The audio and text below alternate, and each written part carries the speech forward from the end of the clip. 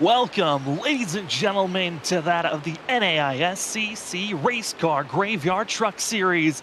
It's Season 2 playoff racing action here tonight. Race Car Graveyard, your one-stop shop to get yourself some of the best die-casts out there. Go to that at Race Car Graveyard on Instagram to go find yourself the website to go purchase yourself some die-casts, new, used, custom. They've got it all in 1/24th and 1/64th ratios. Thank you to Race Car Graveyard as well. Since we're in the playoffs, we're starting to see things trickle down. Our Rookie of the Year is also right around the corner to be crowned. And right now, we've got a lot of heavy hitters that are rookies looking good. Thank you to that of Hot Lap Designs for being our Rookie of the Year sponsor. If you're looking for the most affordable schemes out there on the market, Hot Lap Designs is where you go for those high quality custom paint schemes, driver suits, and helmets. Hey, if you are looking for dirt oval, asphalt oval, road course cars, it doesn't matter. Hot Lap Designs can do it. Thank you to all of the amazing sponsors. We've got plenty more that we're going to be thanking later on, but it's time for playoff racing action. It's the round of 16. Only 2 races. This is race number 1 to see who will move on to the round of 8, as it's your Bluegrass Bash here at Kentucky Speedway. As these drivers are excited to be taking the action, so are we here for that Monday night racing on that of Freaky Fast Broadcasting. My name is Sam Dyer. With me is Zach Hall, and as well Robert Moyer going to be running productions this evening. Zach, before we get to really setting the stage for playoffs, I mean, what a playoffs that we're going to be getting ourselves into. 3 separate rounds, 5 races. It's time for all of what we've been getting into. It's crunch time for all these drivers that made it into the playoffs. No doubt, Sam. This is my favorite time of the season. We got 16 drivers that are about to do battle. And like you said, it's really the format that really kind of brings this all into the fold of so much excitement. Like you said, we have 3 individual rounds there. The first 2 rounds, they're going to be, those first 4 races separated. This first round is going to be Kentucky and Talladega here tonight, starting in Kentucky. This round is a tricky one to whittle it down to that 8 drivers that will compete at Sonoma and Rockingham to decide who goes on the Homestead. But I tell you what, Kentucky, Talladega, 2 very different tracks, but very much unknowns. This is a track that we've seen go off the circuit lately, and man, I feel like a lot of drivers are going to be probably a little bit rusty here. Yeah, they're going to be rusty. There's been a lot of talks on how this truck has been reacting. But before we get to the more in-depth of how this race is going to go, let's set the stage even more. Like I said, this is the round of 16. 16 drivers all made it into the playoffs, and here they are. Coming in first on top of the board, it's going to be John Forbes, who has been on a tear for the beginning portions of this season. But for right now, John Forbes is certainly looking for a shot to be going for a championship run.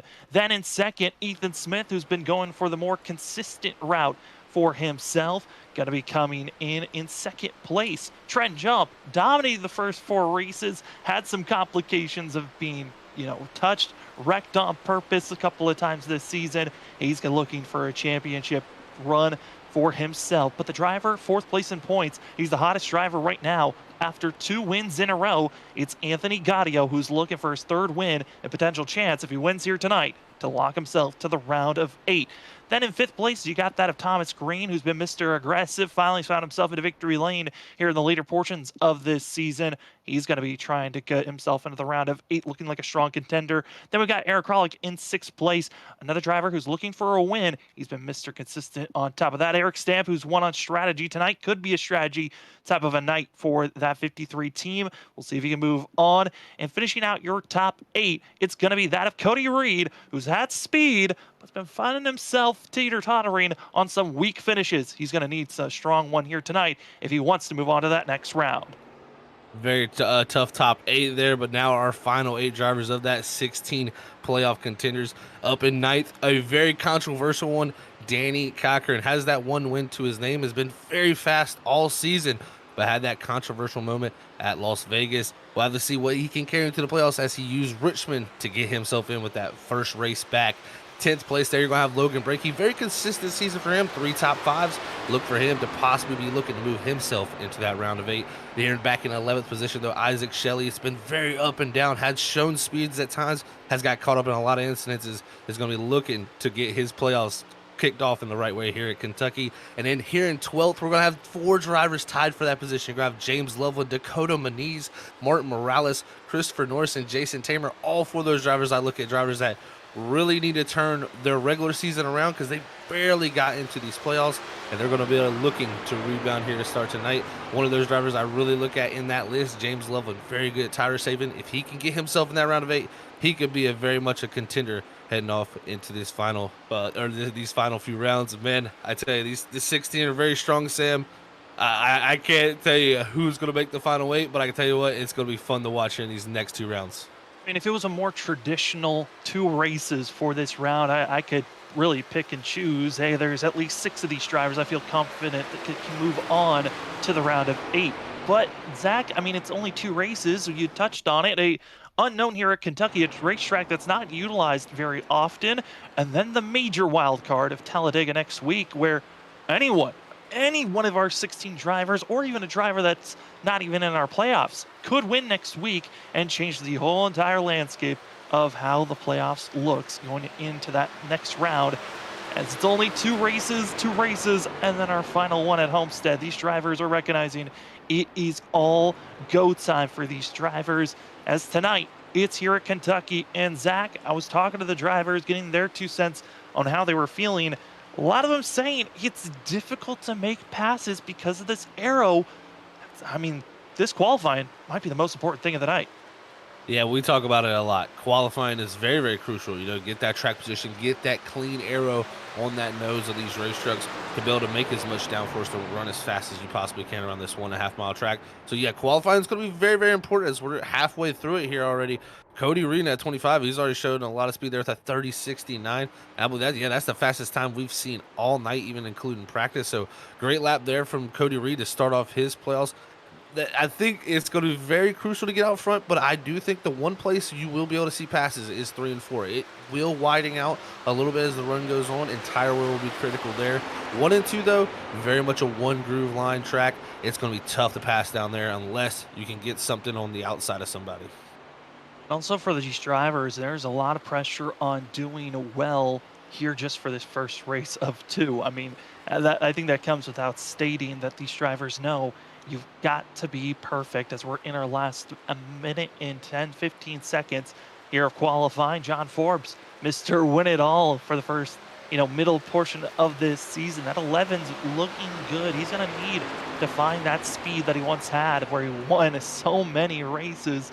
He's also a driver that's won at a super speedway this season, won our debut race of season 2. He might be a driver to watch out for going into next week, but all these drivers, they want to get their win here tonight. Make sure they're locked in. Or if you're John Forbes, Ethan Smith, some of the drivers further up ahead that are thinking, I want to have the biggest lead possible going into Talladega next week. And the best way to start things off is by getting bonus points. And there's no bonus point for getting the qualifying position, but Zach, certainly the stage is going to be a factor for us to watch out for. Leading laps is also going to give you a bonus point. Leading the most laps gives you some bonus points.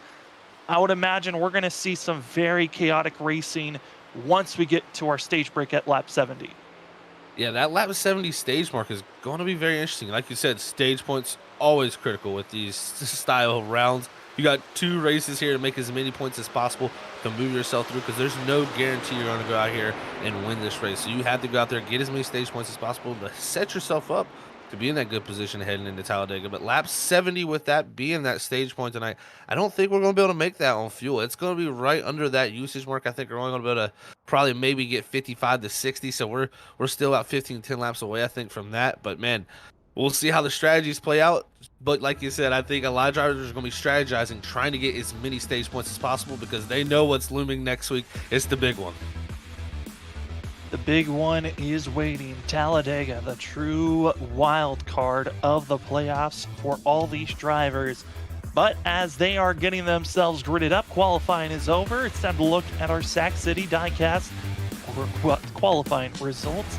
As if you didn't get enough from your diecast selection from Race Car Graveyard, hey, go over to that of Sac City Diecast. Go to Instagram, also on eBay, at Sac City Diecast for more information, as well places to be getting your variety of different drivers, teams, also different sizes of diecast. They've got you covered over there at that of Sac City Diecast. Thank you so much for those sponsors that we have plenty more to talk about later on, but it's time to take a look at where the drivers will start here this evening. 150 laps are stage break at lap 70, and it's John Forbes in the 11 taking that podium, that pole position here this evening. Cody Reed's going to be in second place. Thomas Green with Ethan Smith in fourth. Finishing out our top five is going to be Ollie Fonseca with Trenton Jump, Danny Cochran, Mr. who's winning it recently, Anthony Gaudio, going to be in eighth for the Three Machine. 0-1 of Aaron Krog's going to be in ninth, and Jason Tamer, going to be in that 10th position. In the 11th position is going to be playoff driver Eric Stamp. Along with him as teammate in the playoffs is going to be Logan Breakey in 12th. 13th is going to be James Levin in the 56th. Alongside him will be the 14 of GT Irizarry starting in that 14th position. 15th is going to go to Alexander Light with Kerry Trabu in the 16th position. 17th is going to be the 19 of Tyler Dingler. 18th is going to be the 1 of Dylan Walshman. 19th place is going to be going to the 12 of Ryan Farrar. Rounding out that top 20 is the 9 of Cody Gorson. Carl Pooler is going to be in 21st with Christopher Norris in 22nd position. Dakota Moni is in 23rd. Joshua Freed in 24th with Trevor Earhart, Martin Morales Jr., and a driver that comes in every once in a while making another start this season. It's going to be Austin Halsey in the 4, back in 28th position. Other sponsors we got to give big thanks to is that at LP24 Clothing. LP24 Clothing, store that offers great quality, affordable prices, whether it's for hats, hoodies, t-shirts, or beanies. Find whatever you're looking for, and also that of colors, sizes. They've got you covered. Go follow at LP24 Clothing on Instagram for more information and make your order here today. Well, Zach, drivers, they certainly have seen a season that has been evolving all throughout this season. We've seen drivers taking each other out. They've been wrecking one another. But quick thoughts before we go green for playoff racing action. Well, I think a great thing you're talking about how this season has evolved. It's been a different driver each and every week that's picked up the ball and ran with it. Who's going to be the driver that picks it up here tonight? Kentucky, because right here's the playoffs. This is the clutch time of the season. Who's going to be able to get it done? That's the question. On board with John Forbes, the driver that's found himself in victory lane 4 times this season. Can he make it 5? The 11, seeing the pace truck pull off. It's time to go racing here at Kansas Speedway for that of the Bluegrass Bash. Well, the drivers are in the restart zone, and we are green for playoff racing action. Who's going to be winning a championship this season? Well, it's time for the story to begin, and already going to be pushing and shoving down into turn number 1 is John Forbes, leading the way with Thomas Green. Thomas Green all over the back bumper there on that restart, like you said, pushing and shoving indeed as they head off of turn 2. He's going to hold on to that second position. Reed is going to solidify there in third, but it's going to be Ethan Smith battling with Ollie Fonseca on the bottom of the 24, trying to take that 4th position from that 0-0 machine. Aaron drivers, they can make passes quickly here early, and then after a while it gets tougher and tougher because of that aero push, and it's going to be John Forbes leading the first lap bonus point, going to the 11, who just extends his already massive points lead. That of the massive points gap that he was taking in to this playoffs. As a little bit of issues for the 15 of Thomas Green, and he's hoping that gets cleared up because he's had internet issues throughout this season. And the 15 cannot afford another one to strike. As we take a look here at the battling for 5th place, starting to get hot and heavy. It's Ethan Smith, Ollie Fonseca, side by side. Well, I tell you what, look at Ethan Smith. He's trying to get up there with his 2 teammates, Cody Reed and John Forbes. He's working that bottom group. We'll see how well it works here early to going here in 1 and 2. I think it's going to be tough to hold that bottom line with a truck on that outside group, but it looks like Ethan Smith's going to stay patient here on the exit. He's actually going to pull a nose ahead and maybe even possibly clear here, as he's going to look to have the help of Trenton Jump in the 46 machine. But look at that right there behind. It's the 2 of Danny Cochran there closing in that 7th position. We're still right on board with the 25, Cody Reed, getting a sense of Ethan Smith closing in on that gap. But what's interesting to watch is you've got that of the 46 coming in that black and teal machine, as well as the 2 of Danny Cochran. That's check and jump. And Cochran and Zach, those 2 battling, and really their storylines were starting to mount up until we saw that of Danny Cochran taking out Jump. And honestly, those storylines, they still can trickle in. I know Did Cochran coming off that 3-race suspension, making it in the playoffs after last week at Richmond. The two, though, still having a target, I think, over that head of no one knows what he's going to bring here tonight. Yeah, I think that is the big question of what he will bring here tonight, no doubt indeed. And yeah, him and Trent Junt, they've had their controversial past here so far this season. It's no doubt. We've all had that documented live here on Freaky Fast, and it's been very ugly at times. And right now, though, it seems give and take is there. You know, and that's the thing with race car drivers. We can have those moments, but you got to move past them. You have to be a bigger person and accept your mistakes. And hopefully that's what the two has done, and it seems like he has, because nothing has carried over so far, at least from what I've seen at Richmond and here at Kentucky so far. But hey, it might not be carrying over for Danny Cochran being over aggressive with the two, but certainly there's been rumblings and rumors going through that other drivers throughout this series feeling like, hey, I might have to push and rustle the feathers of this two machine. If he's near me, I don't want to give him anything. But a driver that's, I think everyone's thinking about, we got to stop this three, Anthony Gaudio, reigning in 8th place. Yeah, he was the driver that ended the regular season with the most momentum by far with those 2 regular season wins there. And he came into the season, I think we hyped him up a little bit, maybe too much, possibly heading into the season, thinking how well he was going to contend, and it just didn't work out. It just never got rolling, and then there at the end of the season, you could really see something clicked.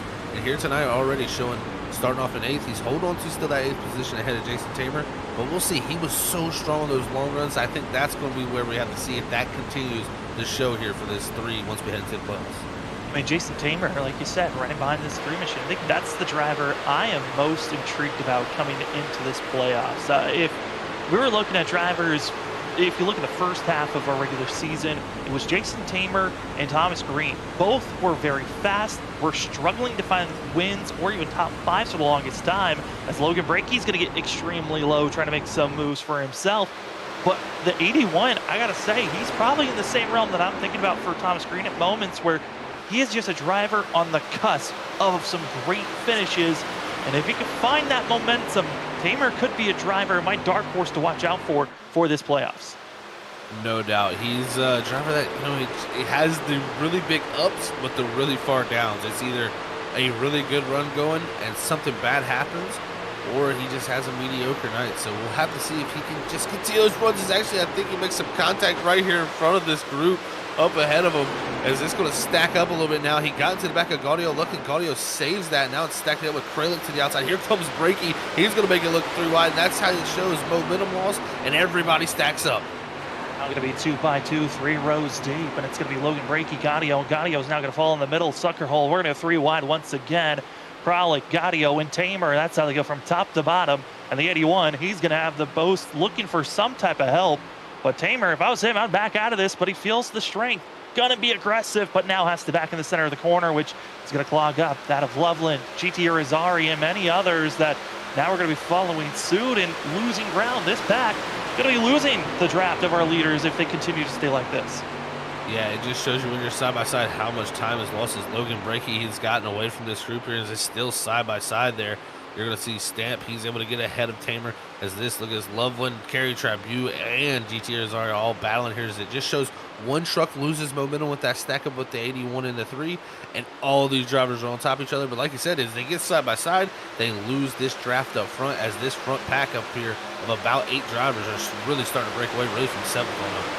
Seeing our ticker freaking out for a quick moment. Just want to let you know that is Thomas Green having internet issues for himself. That's why you see the ticker blinking in and out for that 2nd place position, and everyone shuffling as we continue to watch this battling Kralik as well as Eric Stamp. I mean, Stamp 53. We haven't really, we always try to give him a little bit of props, but Stamp, honestly, after his win at Atlanta, has been just fading either for a top 20 to a top 15 finish. He's going to have to need better finishes if he wants to move on to the round of 8. Yeah, he really will need to fix that up. I mean, he had that really good run at Atlanta, of course, to get the win with the strategy, but he also had a good run there at Charlotte, and I think that's going to be the race that he's probably pulling from the most, since that was about 3 weekends ago, and that was a 2nd place run. So if it shows mile and a half is where he is strong. So tonight, I think, is where he needs to really attack, because he's got good teammates to work with, especially when we head to Talladega next week. As we look up front now, look at this group. It's our front 6 all on top of each other here with Forbes out front. This is a great little battle we got going on here. John Forbes, I'm curious if he might have just pushed these tires a little bit too aggressive. He was pulling out to about a 3/4 of a lead over that of Thomas Green, and now it's closed in. Everyone else also closing in. But like I was hearing from the drivers, they felt like the longer the run went on, the harder it was to make passes because of how much the aero was pushing on these trucks. And Zach, I mean, for these drivers, we're not expecting them to be able to really push this stage all the way out with the tires or fuel. But that is going to be a question of when you want to come in during this stage break if you feel like you're trapped currently where you're at. Yeah, that is the big question because lap 70, can you, do you want to split that at 35? Do you want to go a little bit longer? Do you want to undercut it and try to get some track position because of how hard it is to pass? I don't know. That's what a lot of drivers I think are going to be asking themselves right here. Is this front group is really having a great battle? Is Danny Cochran now looks like he's gotten by that 25 of Cody Reed to allow him to push himself up the fifth. But the one I've really been watching, not along with the two, is the 46 of Trenton Jump. He's had a little bit of an interesting line here. He's been able to use something down in 3 and 4 that most drivers haven't, and that is like it's really up at the top of the wall, about 3 or 4 grooves off the bottom, and he's made some pretty big runs and passes set up with that move. But we'll see again if he can make that higher groove here in 3 and 4 as he's now going to that second lane, the more preferred groove. But that's something I find interesting. He can make that work, and that's something you can do to set up passes. Look at this. He's going to get to the outside, and this is exactly what you want to do if you're at 46 to the 00. But he needs to make this pass very clean and quick, because if he stays side by side, it's going to just be hurrying his tires and making him lose ground to Thomas Green and John Forbes. As Danny Cochran in a great picture of, well, which driver do I want to follow? Whatever one goes forward, I'm going to stick with, and I think he's noticing Trent Jump is where you want to be if you want to start moving forward, as the 2 and the 46 continue to stay attached at the hip, and just like that, the pass is made for 3rd place. Oh, man, aggressive move by Ethan Smith to try to get back up to the outside line. Danny Cochran, though, smart of him to cut it right down as he sees the 00 doing it. He now goes to the inside, and look at that nice pass down into the entry of 1. Danny Cochran now up the 4th with Trenton Jump up the 3rd. Those are 2 really movers here in this top 5. And Ethan Smith's going to be a driver that we've talked about. Concrete is his specialty. That's where he's found a lot of success. He won at the Nashville Superspeedway for season 1, won at Dover this season.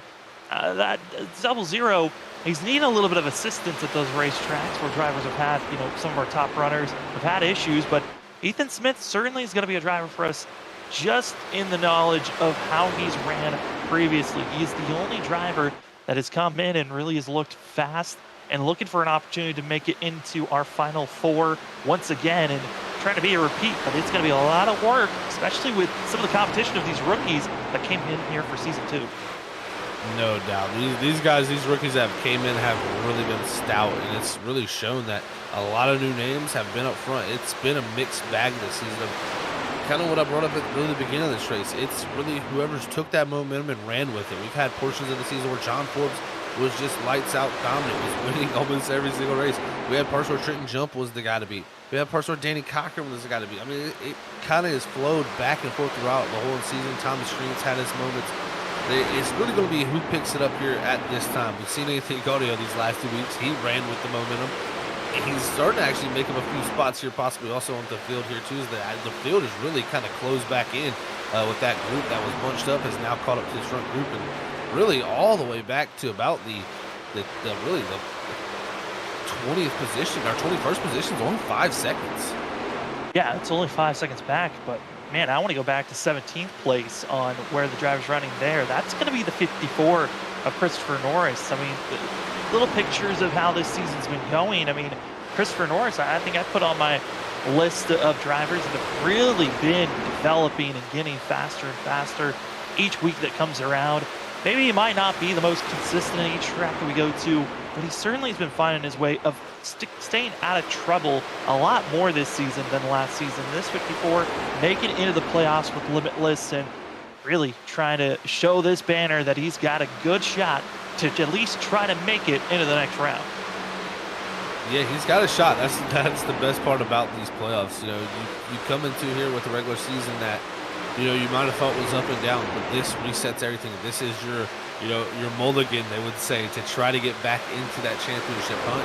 And he can no doubt make it to that top 8. I mean, we got Talladega here coming up too, Christopher Norris, a great driver here so far with his development, like you brought up. I mean, he's really picked up his season. Now, even looking back at some of the stats, his first season here, he averaged about an 18th place finish. This season, he picked it up to about a 16.2 average finish. So that's a pickup, and that is something that he can look to carry on into season 3, and then maybe even have a chance to possibly one day be trying to fight for that Final Four here.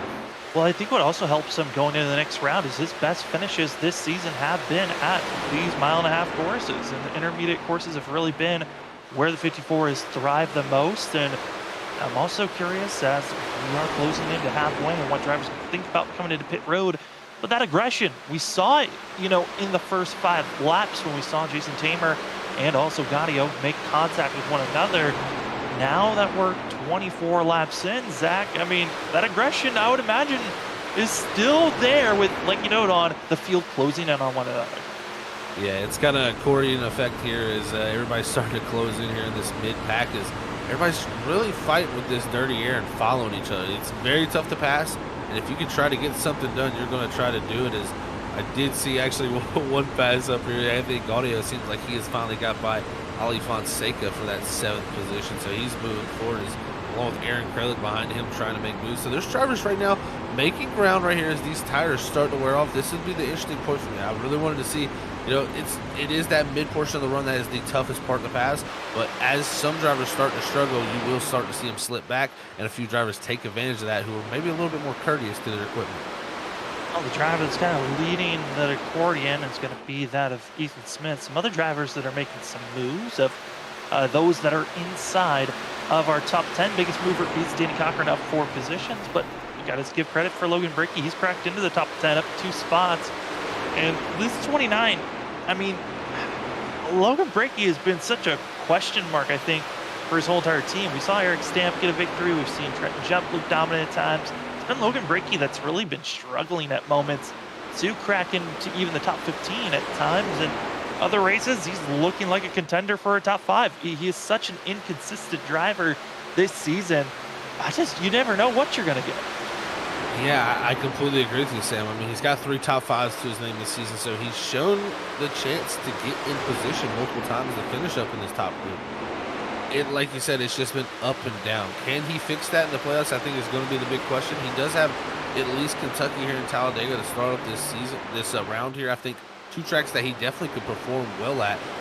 Here in Kentucky, he has seen him perform well at the mile and a half. And then also looking at his team, they should perform pretty well at, the Super Speedway. Team racing is going to be super important there, and I think he's got a great group of teammates to work with going into that. But you still can never go to Talladega with for sure on your mind because the wreck's always looming and you can be took out at any moment. So you're going to have to come in here tonight and try to finish well. He's doing a great job right now as we're seeing GT Rizari. He's getting a little bit frisky on the back bumper. Look at this Cody Reed. Man, Reed has just really been falling off since that second starter spot. Yeah, he's down 7 positions since he qualified, now back to 9th. Soon to be losing even more spots. He just drifts up way higher, trying to get a better launch out of the corner, but it just seems like the entries of these corners has been just over aggressive for the 25. It's been pushing up, and just that 25 just does not look like it's rotating at all, Zach. Yeah, it looks like the front tires are just non-existent for him, and I can tell you I've felt that pain before as a race car driver, and it is so tough when you're struggling right here to try to keep up, especially when you're struggling with the front tires. It's one thing to struggle with the rears. That is where you get a little bit scared and worried about wrecking. When you struggle with the fronts, it's more of a mental game of you have to slow the truck up more in the corner, and then the guys behind you are almost just on your back bumper running you over. It's a terrible feeling to have. And I think that's kind of what Reed's going through. His tires on the front end just not came up to performance. You figured he didn't really have a great, launch there at the beginning. You think he would be able to save a little bit of tire, but it seemed to fade away here as now GT going to look to the outside, and that's not what you want if you're tight here as a truck to get on that outside. He's going to have to look to probably give this position up also. Yeah, and that's going to be seeing GT Rizari moving forward. And, talking about how Anthony Gaudio has been having some great runs for himself, I mean, same thing could be said for GT Rizari, that they've been really doing similar things. You see here the pass for 5th place. I think for the rest of the field, they're not a fan of seeing the 3 slowly moving forward. Here's the crossover, though, for Ethan Smith, wanting to take 5th place back in an instant. But if you're seeing that of Anthony Gaudio slowly moving forward, I mean, it's looking like shades of last week at Richmond. Yeah, this is looking like shades of the past 2 weeks, really. I mean, you got to look at Kansas. That was a mile and a half that he just went in and flat out dominated. I mean, he could run any line, the top, the bottom. He made it all work. I think, Kentucky is a place that would suit his driving style. Down here in 3 and 4, very much a track about trying to keep the tires underneath you. And right now making big moves, but we got some drivers pit road. Look, Cody Reed and Logan Brakey, they're going to be aggressive with the strategy. Hit pit road here on lap 32.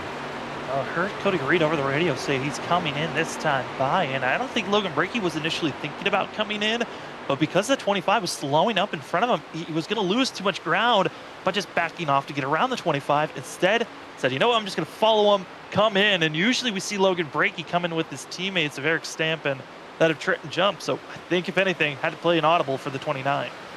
Oh, and look at this. Other driver's coming down now, too, is our leader, John Forbes. He has a little bit of a slip and slide as he comes down, hopefully got that truck slowed down. Looking here on our timing scores, no black flags for him, but I do see one driver that did actually just speed up here. That's Lieutenant Kerry Trabu. Oh no, unfortunate for him.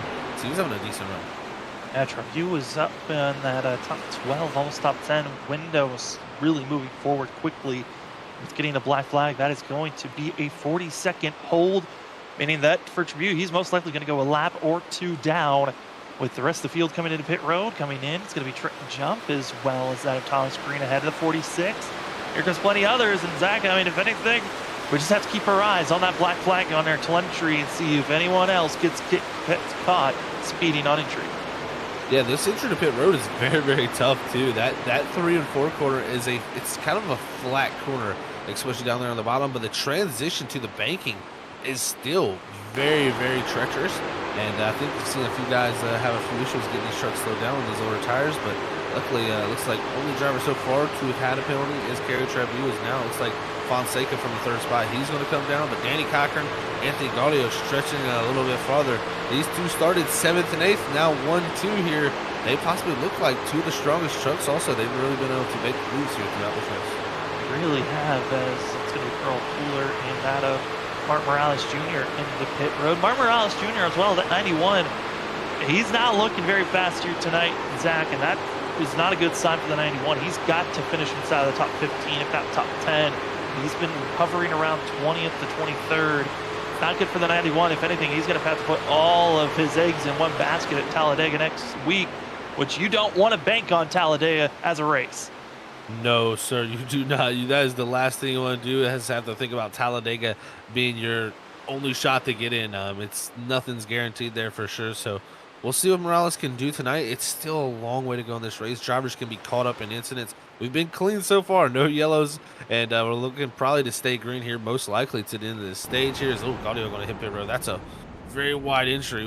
Hopefully he can get that thing slowed down. But yeah, Morales going to have to pick it up here and maybe have to play some strategy to gain some points here tonight. Danny Cochran as well going to be following suit, and Joshua Freed coming in this go-around. It's going to be putting us around that of 11 to 12 drivers still needing to come into pit road, being led by the 14 of GT Irizarry. And Irizarry, Eric Kralik, as well as Loveland, Norris, and Light going to be your top 5 currently right now, as it's going to be officially 10 drivers still needing to come into pit road as they're making this pit stop, cannot make it to the end of the stage, as these drivers are going to be finding themselves on end of lap 70 is when we're going to be having our stage break. Yeah, that stage break going to be coming up pretty quickly here with these drivers now getting their fuel and tires here. It's the second portion of this run. GT Irizarry, though, still out there, as behind him you're going to have the battle, what would be for the lead. It's John Forbes and Thomas Green, who are running up on the back bumper of GT, as GT's now going to be hitting pit road. As looks like Loveland here in the third spot, he's going to be continuing to stay out. Now it's that, cat and mouse game of if you stay out, with all these drivers now going to have fresh tires, going to be filled up with fuel, they don't have to worry about coming into pit road. They could potentially block some drivers if they're trying to get into pit road. GT Irizarry now coming in with that of Austin Halsey and Cody Dorsey going to get service for themselves, leaving us with 6 drivers still needing to come in. Kralik, Loveland, Norris, Light, Dangler, and Walterman going to be those 6 drivers still out on track as the laps continue to tick away. Coming to 30 laps to go here when they come across the line for Kralik. Until this stage is done, here comes Loveland into pit road for himself. And Zach, that 0-1, he certainly was tracked for that lap, but I mean, how much of a issue is it for these drivers to continue to stay out? Well, I think he's just giving up unnecessary time here. Unless they have some type of strategy played out here where they're looking to go as long as possible here and then try to hit pit road, put fuel in it, and maybe have some type of tire strategy to have better tires. But nah, I think this is going to be the game plan here as he comes in this time. So credit from the lead is going to pit in. It looks like Christopher Norris, Light, and Dingler are all going to stay out here as Loveland's coming off pit road from now. So it's really just going to be those three left out there. That's going to be interesting. Yeah, I just think it's giving up too much time, especially with that stage coming up. It's a questionable call here from these guys. I like this call though from Christopher Norris to stay out for another lap, mainly because because of leading a lap, the 54 is going to need that. He was running about around that of 16th and 17th. He was not in a zone to get that bonus point of a lap led, nor did he really feel like he was going to get a bonus point from the stage break. So stay out, get that lap led, and then get into pit road is the 54, as it's going to be Alexander Light now taking the lead for the 97. Tyler Dangler going to be also out on track, as well as that of Dylan Walterman, the final three drivers. John Forbes, Thomas Green, they're going to be in 5th and 6th, moving up to that of, I believe, 4th and 5th here shortly. And Zach, as these laps continue to tick away, that zone of who's going to be in the top 10, that's going to be the next thing we start watching. Alfor's Light makes contact with that of Mar Morales Jr. for a quick moment on the exit of turn. That of 3, and for that of Mar Morales Jr., that is the second or third time he has had issues with a limitless driver, and he has been having a heart attack type of early portions of this race. Yeah, that is not what Martin wants to see, especially being involved in those playoffs there and so close to being, man, that could have been so bad there for those guys, but luckily it stays green here. Nobody goes around. Alexander Light, though, he's got about a 2-second lead back to Tyler Dingler, who I'm thinking, these guys here, the only thing they can be banking on here is trying to run long here, maybe not use a set of tires, maybe try to save them a set. I can't really think other than try to catch a caution also. So we'll see how it works out, but right now they're stretching the fuel tanks. I think they can probably go about another 10 laps at most.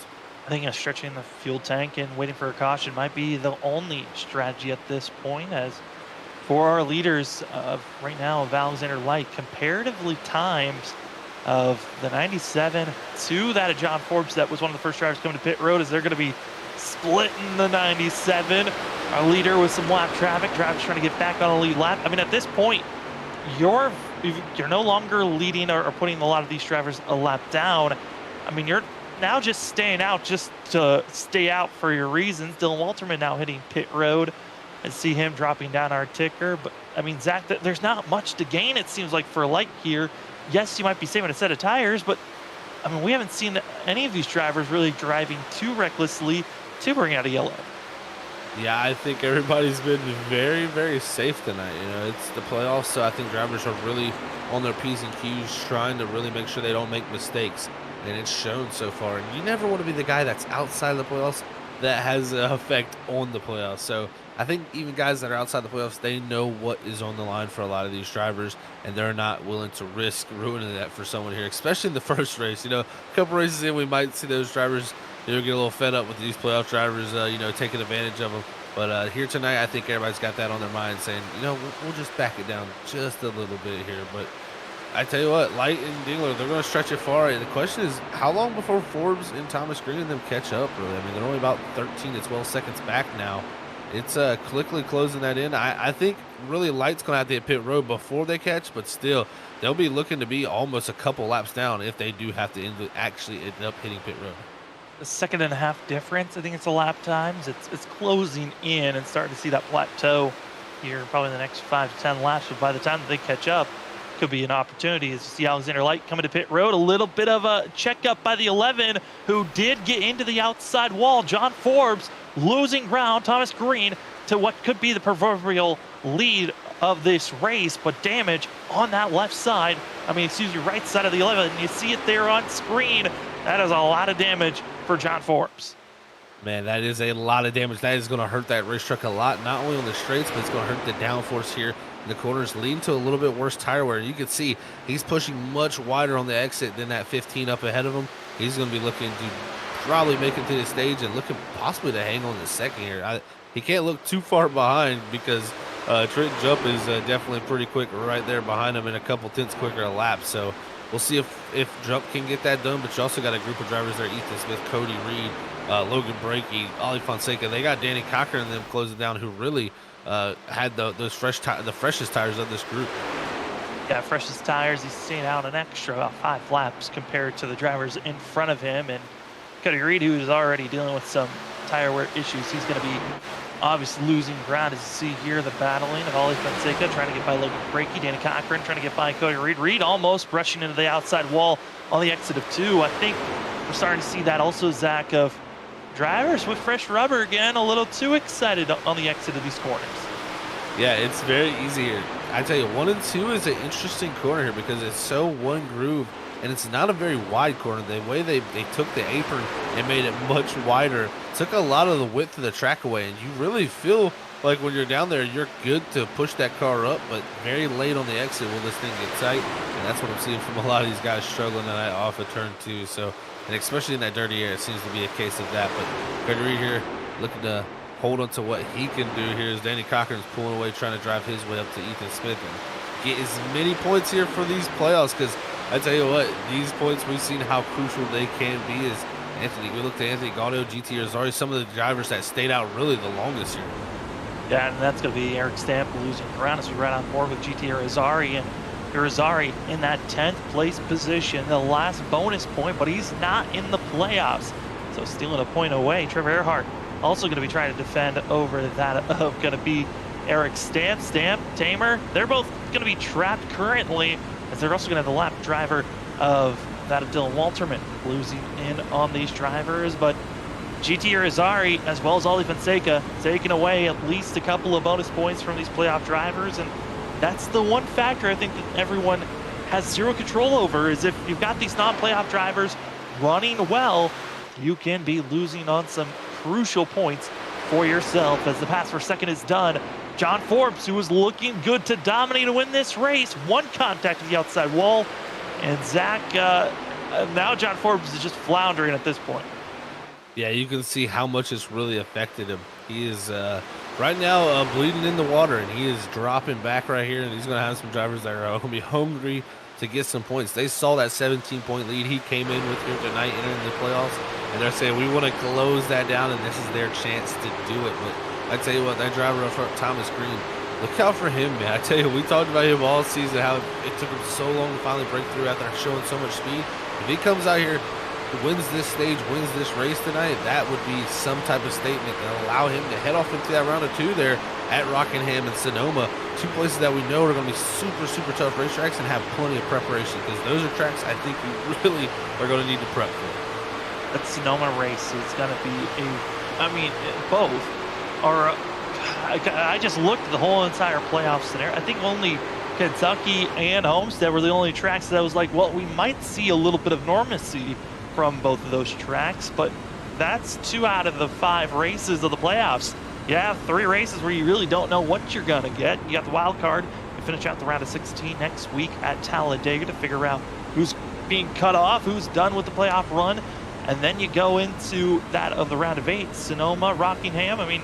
Sonoma gonna be a very tricky racetrack overall for a lot of these drivers, and then Rockingham, where the big ones also can strike, just like Talladega. Yeah, the Rock is no place to play. I tell you, that track is one of the most difficult out of all of them. But I tell you what, we got some great battling back here. Cody Reed in the 25, Logan Brakey, Anthony Gaudio here. It was 3 wide, almost 4 wide here at one moment as they're heading off into 1. This is not going to work. They're going to be staying 4 wide for now, down to 3 wide. They thought about potentially going 5 wide. Logan Brakey thought smart of it to back out. It's going to be Gaudio as well.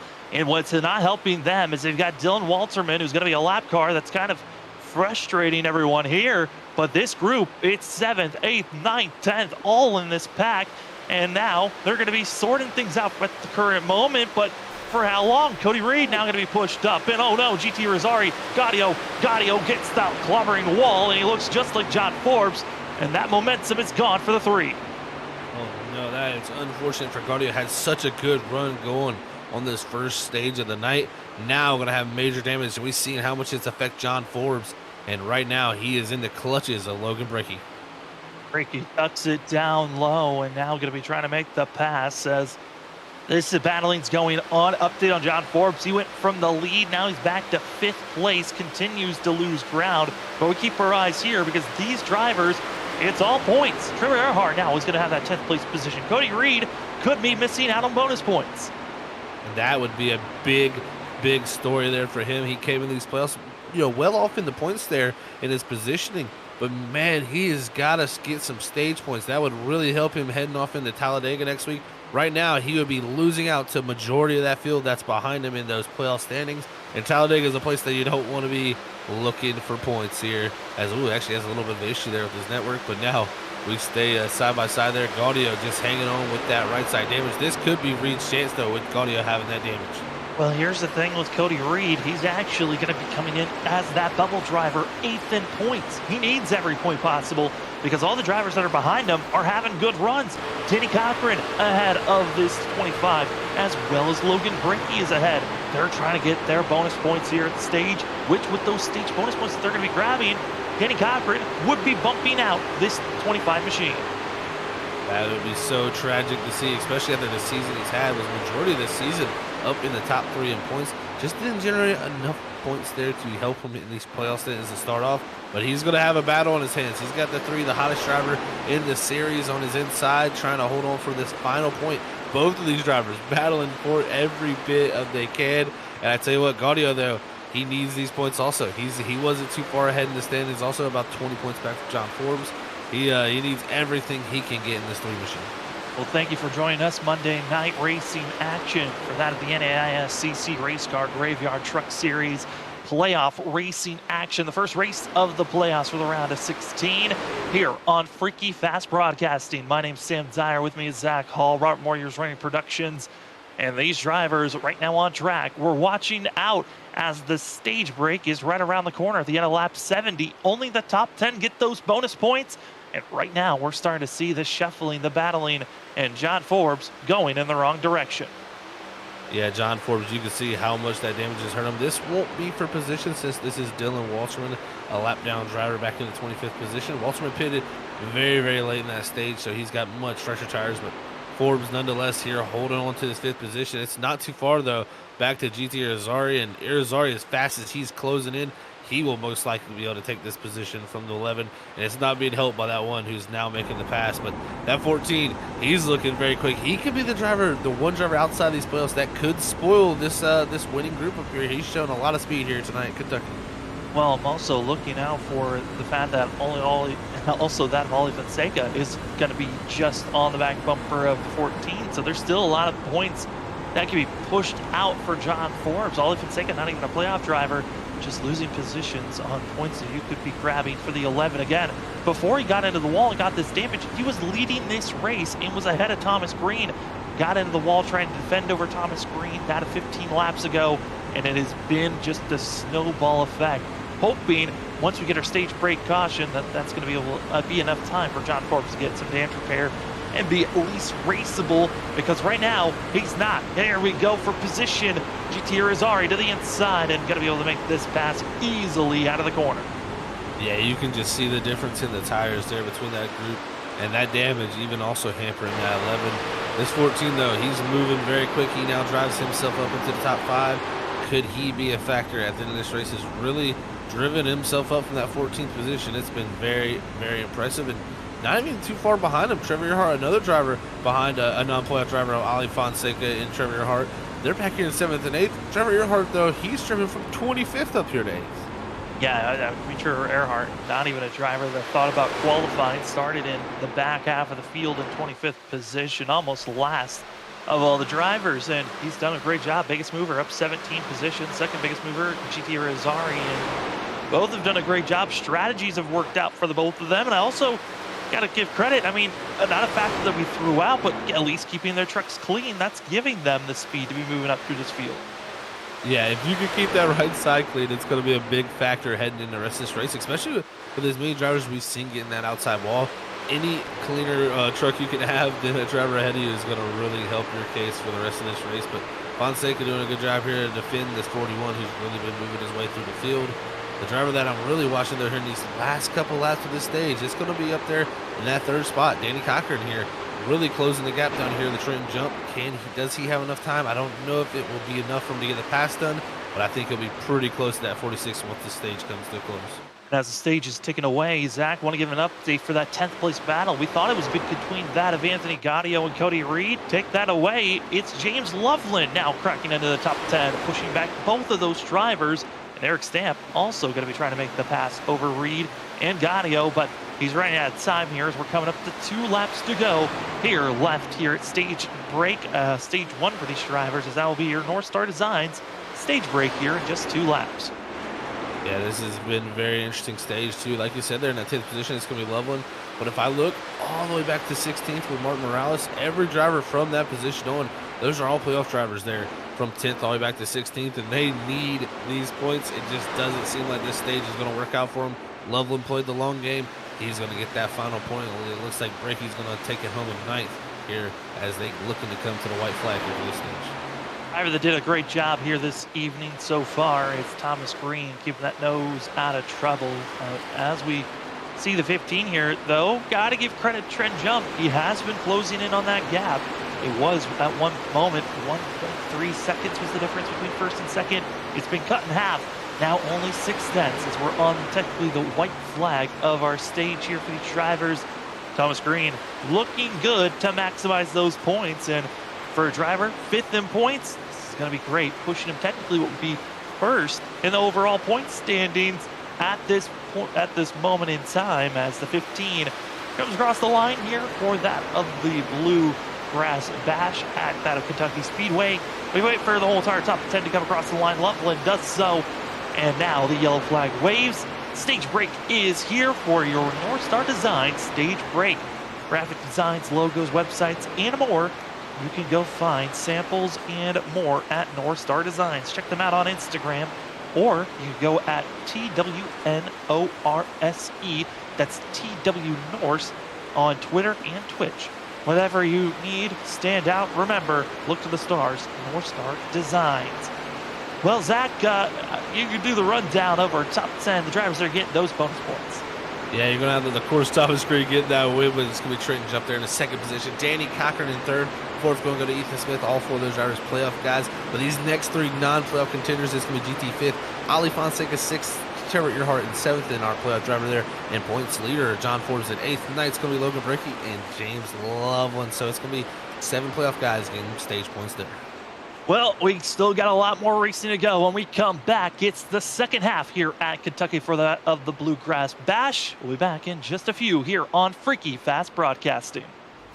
Drivers, start your engines!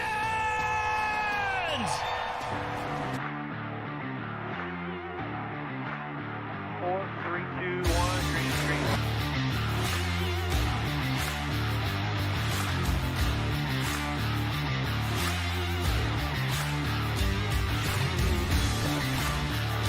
No laser grip whatsoever. I'm sideways. Sideways everywhere. Come on, man. Do what you can.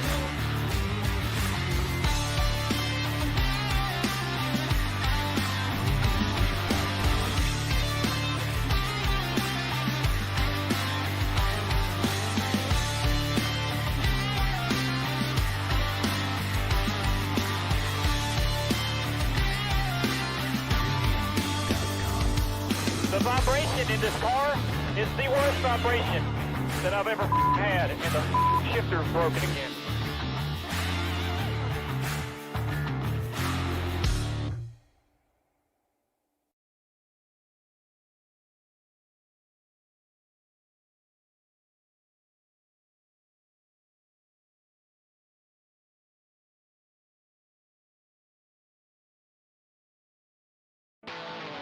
I'm excited to present the 1987 Buick LeSabre. It's the latest addition to the iRacing NASCAR Legends series. Along with recent updates to aerodynamics and performance, the 1987 cars are as fun as ever to drive.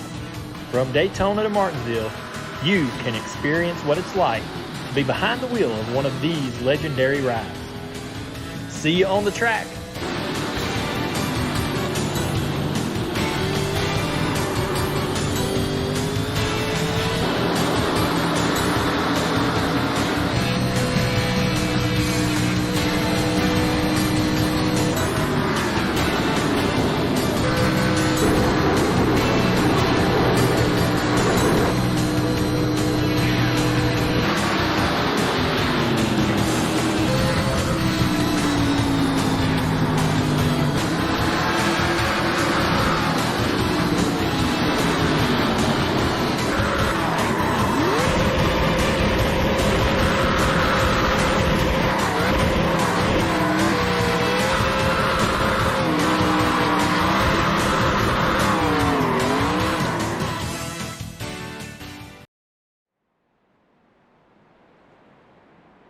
Welcome back, ladies and gentlemen, here for that of the NAISCC Race Car Graveyard Truck Series. It's playoff racing action here tonight, as it's the round of 16, race number 1 of 2. And if you don't get the best run here tonight, you most likely will not be moving on to the next round. And these drivers are going to be seeing 16 drivers down to just that of 8 after next week's race at Talladega. It's on, the pressure is here, and we cannot wait to go back to Green Flag Racing. My name is Sam Dyer. With me is Zach Hall, Robert Maury Running Productions, here on Freaky Fast Broadcasting for Monday Night Truck Racing action. Zach, we got to see the first half of this race. It was looking like John Forbes was the driver to beat. Well, he's no longer here, and it's Thomas Green up front. Yeah, it's a new batch of drivers up here up front, and the driver we were just talking about, John Forbes there, he's going to be back in 24th. He got that truck worked on there under that stage break, under that pit stop, but just looking at that truck myself, that thing's still very much damaged. Another driver there in the playoffs who had some right side damage, who hit the wall we've seen live right there in that first stage was Gaudio. They got work on his truck. His looks much better on the right front. So I think Gaudio still has something he can contend with, but I think Forbes, he's going to be ailing all night just to try to get what he can out of this race here. And of our non-playoff drivers, got to give credit to Trevor Earhart, biggest mover of the night, up 20 positions, did not qualify, and he's now up to 5th place, as he qualified back in 25th. Up front, going to be Thomas Green, Trenton Jump, Ethan Smith, Danny Cochran, Trevor Earhart, Logan Brakey, GT Rosari, Cody Reed, Jason Tamer, and James Loveland. Going to be your top 10 ready to go racing. And Zach, we were talking about it during commercial break. We didn't see a yellow for an on-track incident so far. Oh, what are you thinking we're going to see for the second half? I think that aggression level, like the drivers, I said, staying on their P's and Q's, not pushing too hard early in this race, not to cause them too crazy. I think that all gets thrown out the window now. These drivers have all raced that first 70 laps, not, clean and green. They're going to have a little bit of a want for aggression here for sure. Well, everyone's used at least 2 sets here this evening of tires in pit road. They've got 2 more sets still in.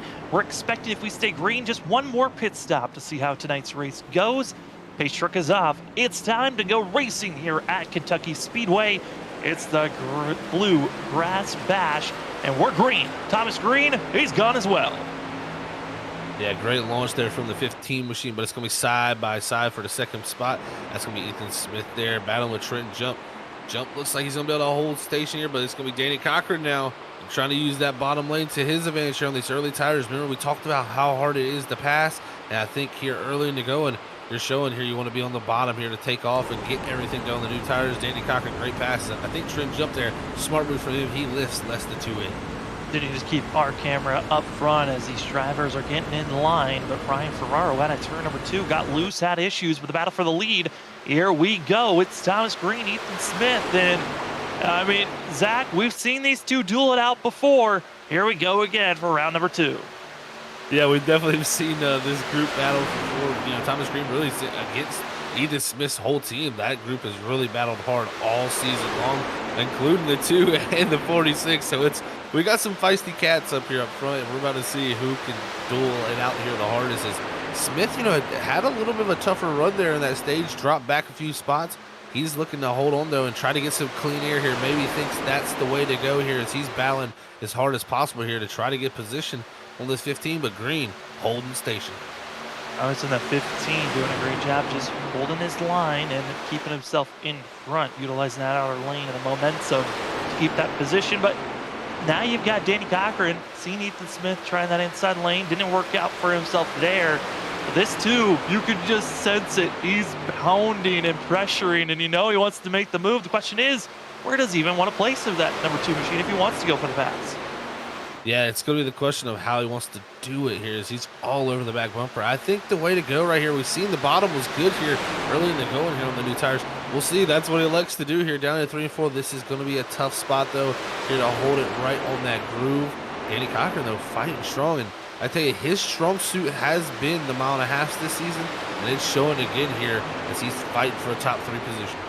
And the more that they fight and claw at one another, the more opportunities for that of St. Trenton Jump, Trevor Earhart, and Logan Brakey. Talked about that 29. His best finishes have been here at the 1.5 miles, and he certainly has been a driver to watch out for as he's closing in, a driver that we were questioning.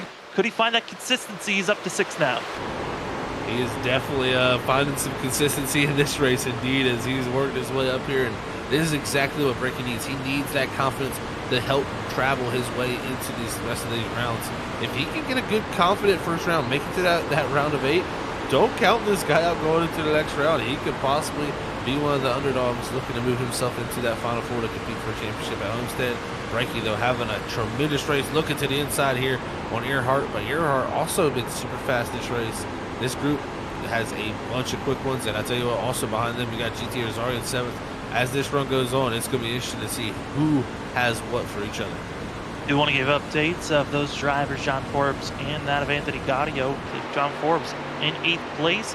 Gaudio losing ground, going back to 20th as these drivers, that damage, it's just a little bit too much, it seems like, Zach. And for Gaudio, this is a worst case scenario for himself as he was only 4th in points coming into here tonight. Yeah, very interesting to see him dropping back so much. I gave the report there that his truck looked much cleaner on the right side than that 11 machine, but definitely seems to be hindering him more than that 11 of John Forbes here. So he's battling back here with a 12 of Ryan Ferraro. So, yeah, definitely losing pace up here to this 11 of Forbes, who's now battling with Dorsey as we jump up with these two battling for the 17th position. Graham Christopher Norris, another playoff driver, directly ahead of him. So right now, Forbes trying to claw back any little bit of points he can because, man, he entered with such a good gap there, 17 points. But tonight could really take a lot of that gap away and head off into Talladega with worries in the back of the mountain of the 11. Well, also another thing here, Zach, is, for John Forbes, Anthony Gaudio, driving back here has not been their usual spots. These are two drivers that have been, at times we hyped up Gaudio, and yes, he was going for top 10 runs, but battling back here just around 20th to 15th. This is the window, anywhere from 15th back to last, you could say, is the window of drivers that fight and claw and almost bring out yellows each and every week because of how aggressive they can be running. How nerve-wracking do you think this is for the 11 and the 3, knowing they're around drivers that are just racing for their lives each and every week back here? Yeah, it does get tough, and I think you're also looking here. Austin Halsey before. You got Carl Pooler there in the 71, two drivers that, Austin hasn't been here for majority of his season. So, it's been a tough time to really tell, what Austin has. So a lot of these drivers are probably out there, tiptoeing around him saying, how's he going to race me? Because that is one of the beauties of league racing on iRacing. You really build that camaraderie. You figure out drivers that you can push their buttons. You can't push that guy's button because he'll push back. So you got to know who you're racing with. And when you get pushed back here into a group that you normally don't race with, it can be a little bit foreign. And it makes you a little bit more tentative as a driver to make those moves. So that's possibly why you're seeing Gaudio and Forbes have a tough time, not only with that damage. And right now, that of Austin Halsey getting pressure, that's 71.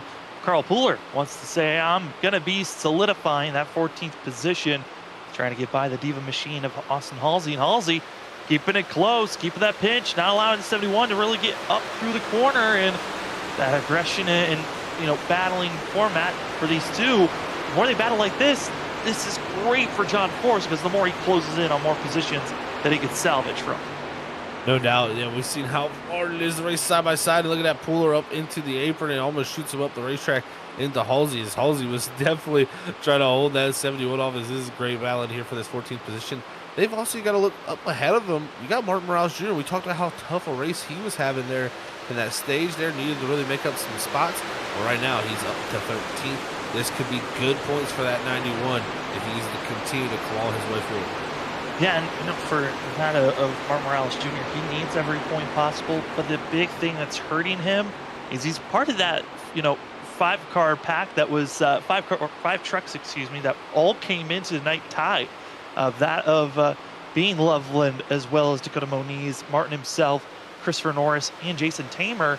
And you look at the drivers that are ahead of Morales, and there's a couple of those drivers that we just talked about that he was tied with in front of him. Loveland, Tamer, they're running well right now, and that's got to be a frustrating thing for that 91, as see here of Norris running back in 16th position. Yeah, definitely. It's got to be a little bit of a frustrating case for that for sure. But, as this race is going on, he's seen the position get better. If more of these playoff drivers make mistakes and he doesn't, he might be able to pick up with that. Same here for Christopher Norris back in the 16th position. But I tell you what, it was heating up front. Danny Cochran made a move, got to the inside of the 15 of Thomas Green, wasn't able to get it done. Now Trenton Jump, he's going to be possibly looking to make a move on Danny Cochran. This was around that window where the tire wear started to kick in and drivers felt, hey, this is my opportunity. If I was saving my tires, I've got to go now, as we'll move up for the battling for 5th place, as those drivers getting in line, but you can get a sense it's about to go off on who's going to be making this pass, as you're right on board with Trevor Earhart with Ethan Smith in front of him. But you talked about it, drivers picking and choosing where they want to go. Our top three different lanes are being utilized when they're going through the corners. No doubt indeed. Yeah, it's been very interesting to see those drivers, really working different lanes there. Look at this Thomas Ray. He takes a very late exit, cuts off the 2 right there on the apex of the corner. That really hurts the 2 on the exit and helps that 15. So you're seeing that 2 struggle off the exit, but he's trying to get some clean air there. As you see, ducks the nose out early, trying to get as much air on the nose of that 2 machine. Well, I mean, what's kind of interesting, we even just saw it for the battling between Carl Pooler and Halsey. I mean, Danny Cocker's doing the same exact moves that we just saw from the 71, which is, the driver in front of me might be running in the middle. Let me just go even lower than the driver in front of me. Try to get just on that quarter panel. Try to get him moved up if possible. But right now, that Thomas Green defending much better than what we saw from Halsey earlier.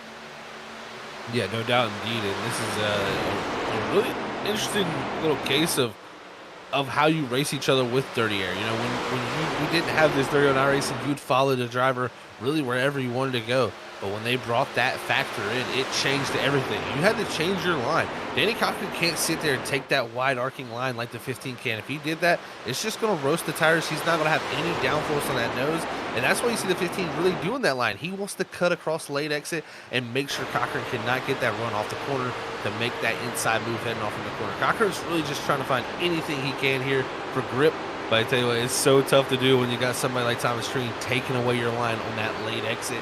It gets so tough to do. But they also got a battle heating up back here. It's Breaky and GT Irizarry. Irizarry always starts to head forward as the run goes on, but Breaky there able to clear heading into 1. Irizarry going to dive into the inside. Remember, not a playoff driver, and Breaky is. This could get detrimental. I mean, GT Irizarry, you think of how his season's been, that he was playing very nice, I would say, not trying to, rustle any feathers of any other drivers. But this second half of the regular season, coming into the playoffs, this 14 has finished second so many times this season. He's been blocked very aggressively by a lot of these drivers. He's had to block himself. I think if anything, GT might say, hey, I don't care if you're a playoff driver. You've been racing me this way all season long. It's time to get a little bit of payback. If needed, I might have to just move you out of the way.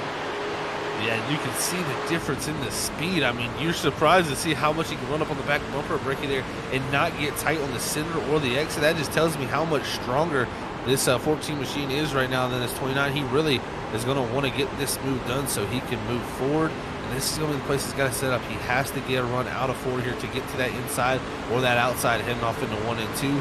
But Breaky doing his best here to try to hold on to everything he's got. Here goes GT, though, looking to the inside.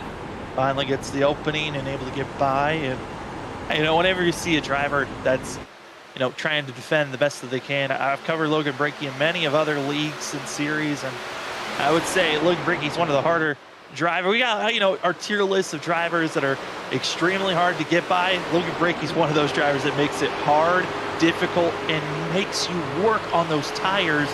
You might make the pass work at some point, but the long run, it's going to be costly after you get by this 29. Yeah, a lot of drivers are very, very good at doing that. Look at that GT, how much more speed he can carry on the entry and the center of 1 and 2. That's really where the time difference is being made between that group. And maybe Breaky just saving a little bit down here in 1 and 2. That'd be a smart decision. That's a corner that you definitely can save some tire with it being very one groove like that. It's hard to pass somebody down there. But man, GT Irizarry trying to close up to this front group. That's going to be another non-playoff contender along with Trevor Earhart right there in that 5th position. He's been looking super strong. Maybe his best run from the season, but you look back to his teammate of Loveland, he's coming forward. Also, he was 40 points out, tied for that 12th position coming into these playoffs. He needs this type of run. Got that stage at 1 point there for the stage, finishing 10th, but he needs to get a few more here if he can get a few more spots. Well, I mean, also seeing that Jason Tamer moving up with Loveland. Tamer, who was involved with the contact with that of Anthony Gaudio back on lap 5. I mean, that incident itself hurt the 81 drastically, made him lose about 5 positions. He's done a great job of getting back into the top 10 and just trying to run his own race at this point. I think just gain all the points that he can as part of the tie of last place into this positioning.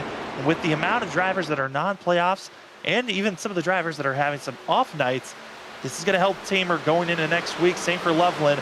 Both drivers in similar situations running in that of going to be in 8th and 9th place.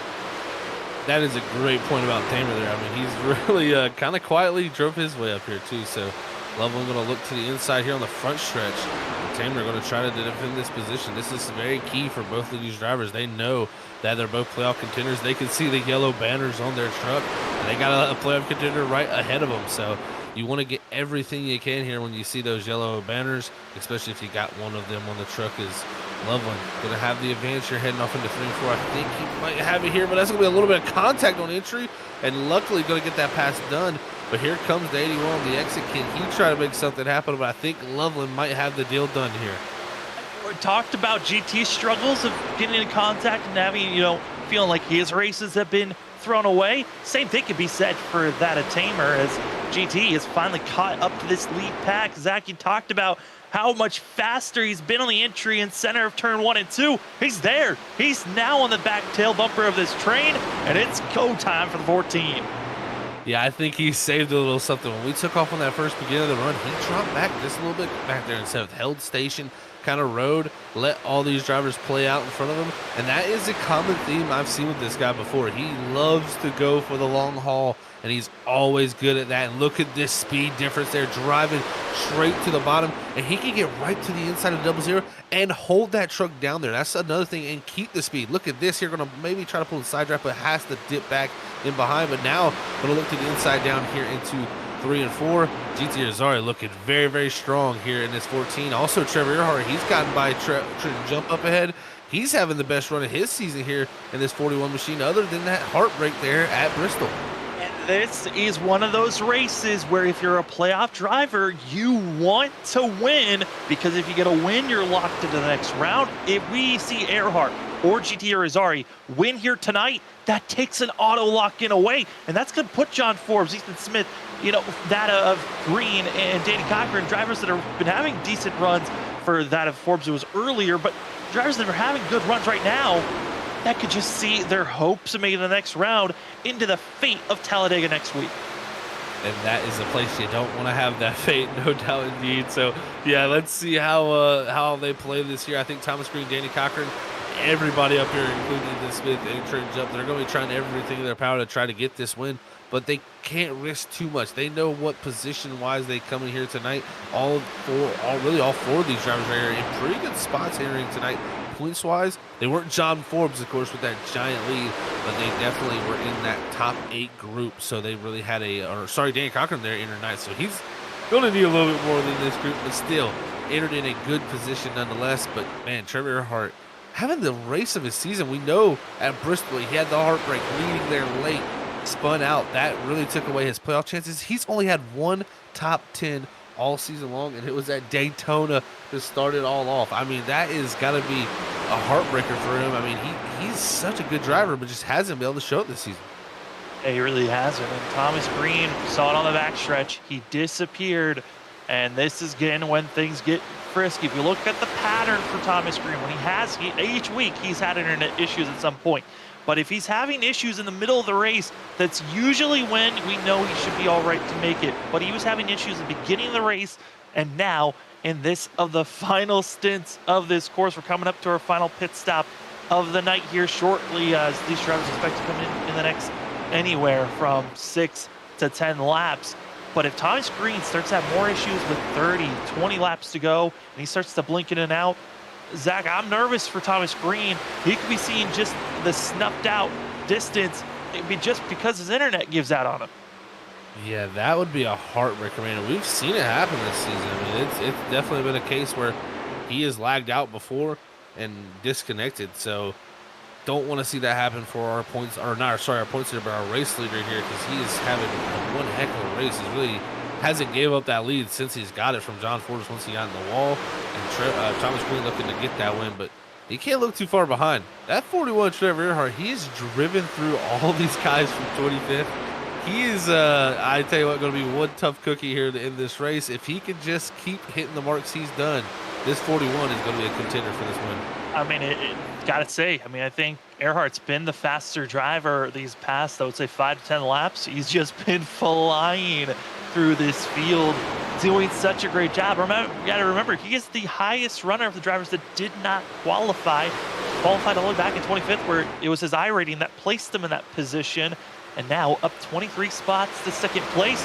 He's trying to make it, moving up 24 spots from where he qualified. He's right there on the back bumper, and that last lap, once again, faster than Thomas Green. The interesting thing he's doing, he is not running the same line. He's running a higher groove, and it's really working for him, especially down in 3 and 4. You're going to see Thomas Green going to go all the way down here, almost to that yellow line. He's going to get right on that left side of that asphalt strip. Where you're going to see Trevor Earhart stays on that left side of that seam, and it really gives him a great drive up off of turn 4 here. That time Thomas Green did do a good job, but still, Trevor Earhart trying to size him up with a little bit something different here. Trying his best to point where he needs to go, and Green just a little bit higher. I think he's starting to notice that run where the 41 is and hurting the entry for that of Earhart, that last entry into pit road, into turn 1. And now for these drivers, for that of Earhart, the fact that he's running so fast at this point, does he stay out an extra lap or two? Or does he try to do an undercut to get in front of Thomas Green? I think he's pushing a little bit too hard here. Last few times I've noticed is getting a little bit tight there off the exit. I think he's still in a good position, but he needs to back it down. Oh, sometimes issues, pit road, got to cut you off. It's Cody Reed. It's going to be that of Christopher Norris and Reed. Issues on the coming into pit road. A giant cluster of drivers came in, and the 54 and the 25 are going to be slightly more damaged going into their boxes. Oh, man, and it was all really Carl Puller ahead of him. Much slower on the entry of pit road. Reed darts to the left, loses the rear end. So does Norris. And both those drivers, luckily for their sake, they didn't get in, it looks like, no damage. But, man, they got slowed up, and that is going to hurt the rest of the race. They're going to need some type of caution to help bring them back into it. And they're going to have to hope for it to cycle through also once, because they're going to go laps down here. How long do you want to stay in? They don't have required damage that they have to get repaired, what we call the meatball flag, but how long do you stay in for that of both Cody Reed and Norris? They'll continue to go into pit road. Going to be Danny Cochran and the two of our front runners. Very close to being absolutely taken out of the course, though, when he came into pit road. And now it's going to be the two non-playoff drivers, second and third, with Thomas Green leading right now. I tell you what, GT Arzari turning it up at the right time on the long run up to third now. What does Thomas Green do, though? He has seen Danny Cochran, one of the other pro contenders, come down the pit road. This point right here at 113, I still think it's a little bit possibly too early. I think you're going to need possibly here around 120 is we're going to see the majority of these guys come down. Danny Cochran, though, I like the strategy. He's going to hit it early and try to get as far out as possible to hold on to this lead. Now we're going to be seeing about half the field have come into pit road. Half the field has not, as it's on once again for the lead. It's going to be that of Thomas Green, as well as the blinking and gone of that of the 15, the 41. In those moments, Zach, you're seeing Earhart. He's closing in. He's so fast on the back stretch and the front stretch. And then you see a driver blink out. You have no idea where they're at. It is a scary feeling, let me tell you, as a driver, when you don't know where that truck is at. And, as I'm looking at this, he wants him to blink out in the corner so he doesn't get that dirty air, but he wants him in the straightaway to give him that draft. As we look back here, John Forbes and Kerry Trent, you battling for position. Yeah, it's a tough case when you have drivers out there having network issues. And look at this, new tires here. Danny Cochran going to go 3 wide by on the bottom. That is going to be a big run for him there. Thank you. Come again. I'll be that first driver on being a lap down is Danny Cochran with that pass over Tribute. And now going to be trying his best to run down the rest of the field, as right now John Forbes is going to be in 10th place for himself. But the question is, once this pit cycle goes fully through, where will the 11 and the 3 be line for themselves? And for Cody Reed and Christopher Norris, they're all the way back in 25th, 26th position. You hate to see it for two drivers that were trying to just go for top 15, top 16 runs. Yeah, that is not what they needed, and it looks like more drivers going to be hitting pit road. Looks like Ethan Smith back there in 7th. he's going to peel down the pit road. He's had enough there in that 00 machine as he's going to come down. It looks like Loveland going to stay out. That pushes him back up to 6th there with Tamer back in 7th. So playoff drivers all around. But I tell you what, Green's got 2 non-playoff drivers that are really still hounding him there for position. It's just the question of when do you time this right? You know, I'll take it from you, Sam, you know, the Goldilocks effect. You know, when is that perfect time to come down the pit road? And it's going to be decided here is now. Look at this, Irizarry. He comes to pit road. He loses it. Oh, no.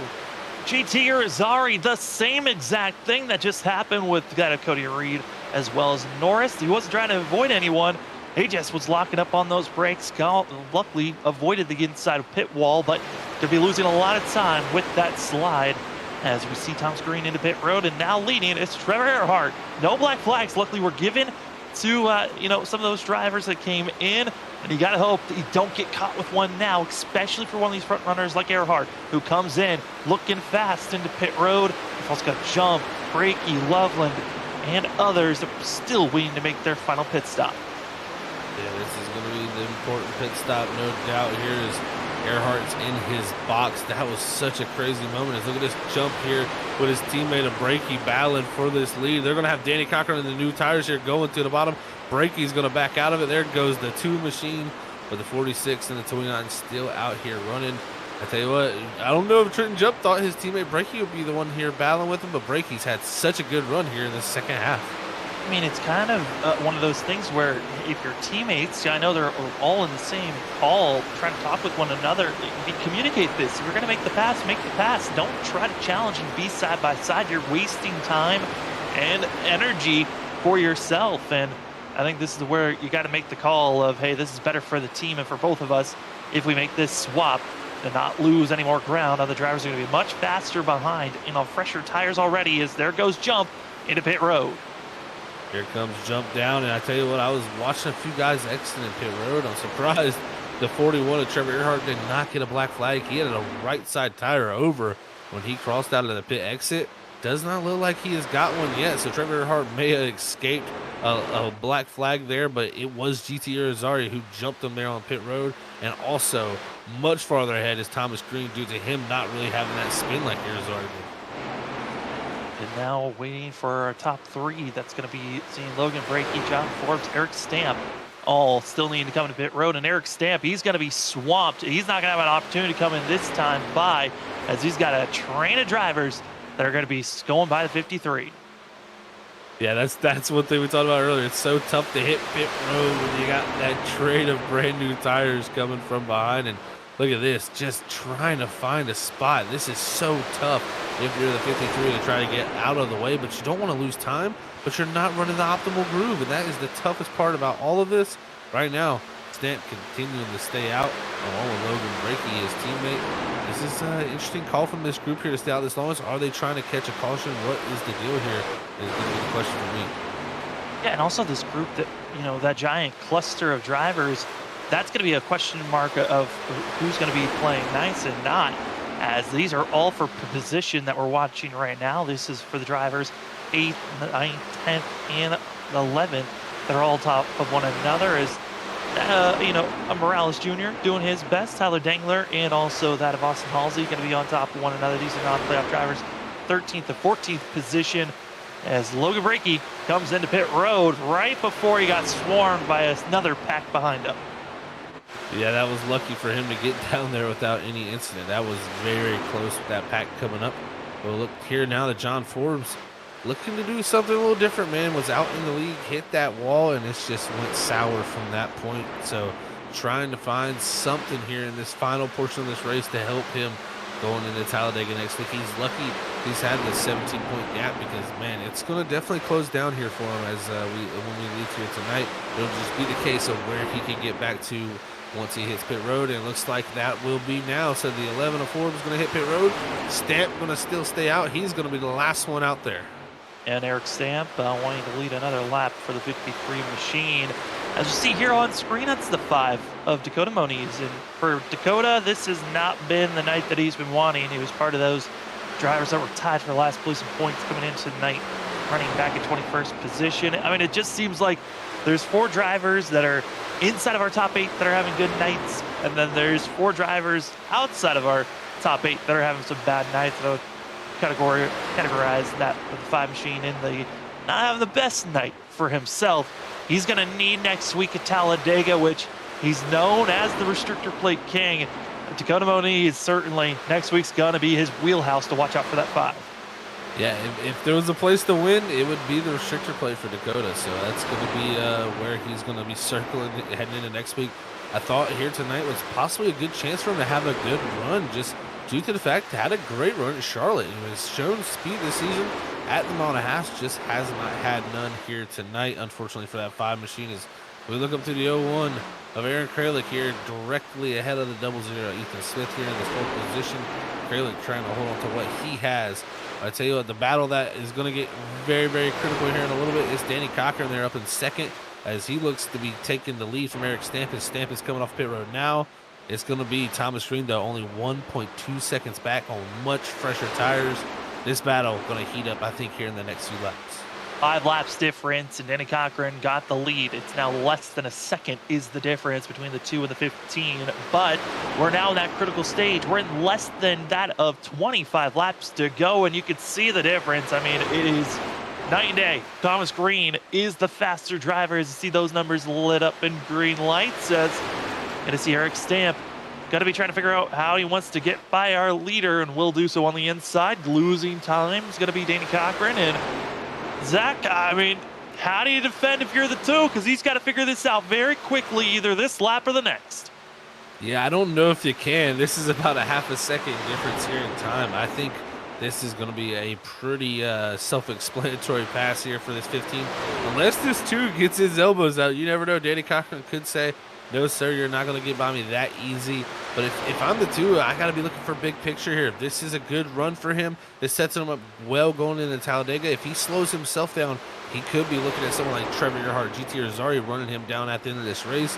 He's got to look here to be able to probably salvage a 2nd place finish, if anything here. I mean, a win is great, as always, but you will take 2nd when you know there's a driver behind you a half second quicker.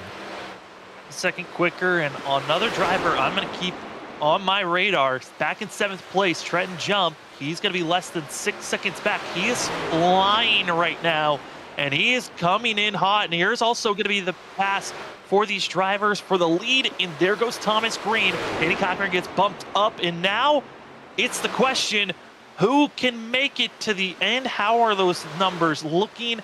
And hey, if you're looking to get yourself some digital information, go to that of iRacing iFlag. iRacing iFlag gives you so much information for yourself.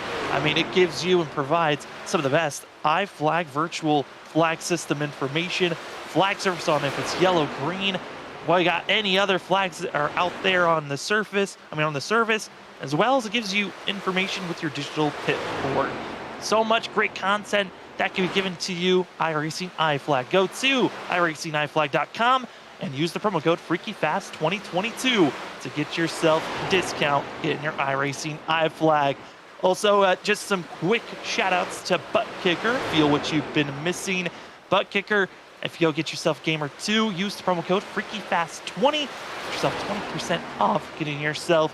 It's one of the funnest and more interesting things. Instead of just hearing sounds, feel the sounds with your Gamer 2. Again, use the discount code FreakyFast20. And from Advanced Sim Racing, the eBay, to finish off your sim racing rig, use our promo code FreakyFast5 for 5% off. As we're less than 20 laps to go, the countdown is on, and Zach, Trenton Jump is less than 5 seconds away now. Yeah, he waited very long there to hit pit road, and this is looking to play out. We had GT Irizarry have that moment getting into pit road. That has allowed him to close him down onto the 14.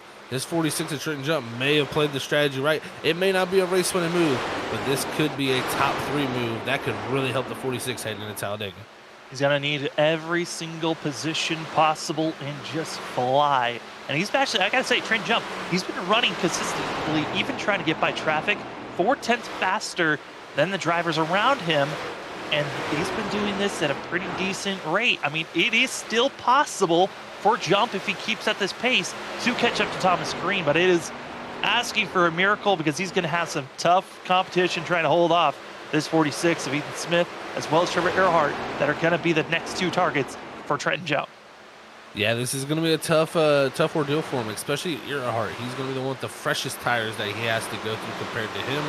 We'll see how he can do that. And we know how wide that 00 can be at the end of the races. We've seen him get his elbows out before, throw some pretty big blocks. So if this 46 here catches up that 00, I would be looking for Ethan Smith to try to hold him off here for a few laps. That's going to really help these guys up ahead. But I tell you what, Trenton Jump, like you said, he is no doubt indeed flying on the moment at this racetrack. That in the last lap going to be about 0.3 off, and the big issue for Trenton Jump as well is each pass that he makes on a driver that's hurting those tires even more. On top of that, it's going to be just each pass is going to be losing a little bit of time, so it's not looking possible, but you never know. It could be probable to see this 46 as now he's on the back bumper and going to be trying to get by Ethan Smith, and it looks like easy going into turn number 1. What a move right there. Made the great move in the tribal to cut that distance. It allowed him to be about half a truck length ahead. That allowed him to really drive it off into one there, clear the 00. Now easy pickings for the 46 up to the 4th position. He's got now the 41 of Trevor Earhart. I think this is going to be the toughest one from the pass. Like I said, this is the driver that's got the closest set of tires to him. But I tell you what, he is definitely quicker at the moment. And Trevor Earhart, you can't look too far ahead of him. It's going to be Danny Cochran who's really struggling at the moment, about 0.2 quicker as Earhart than Cochran. He could be looking to close down for second. Cochran could be looking to fall out of this top 3 here also.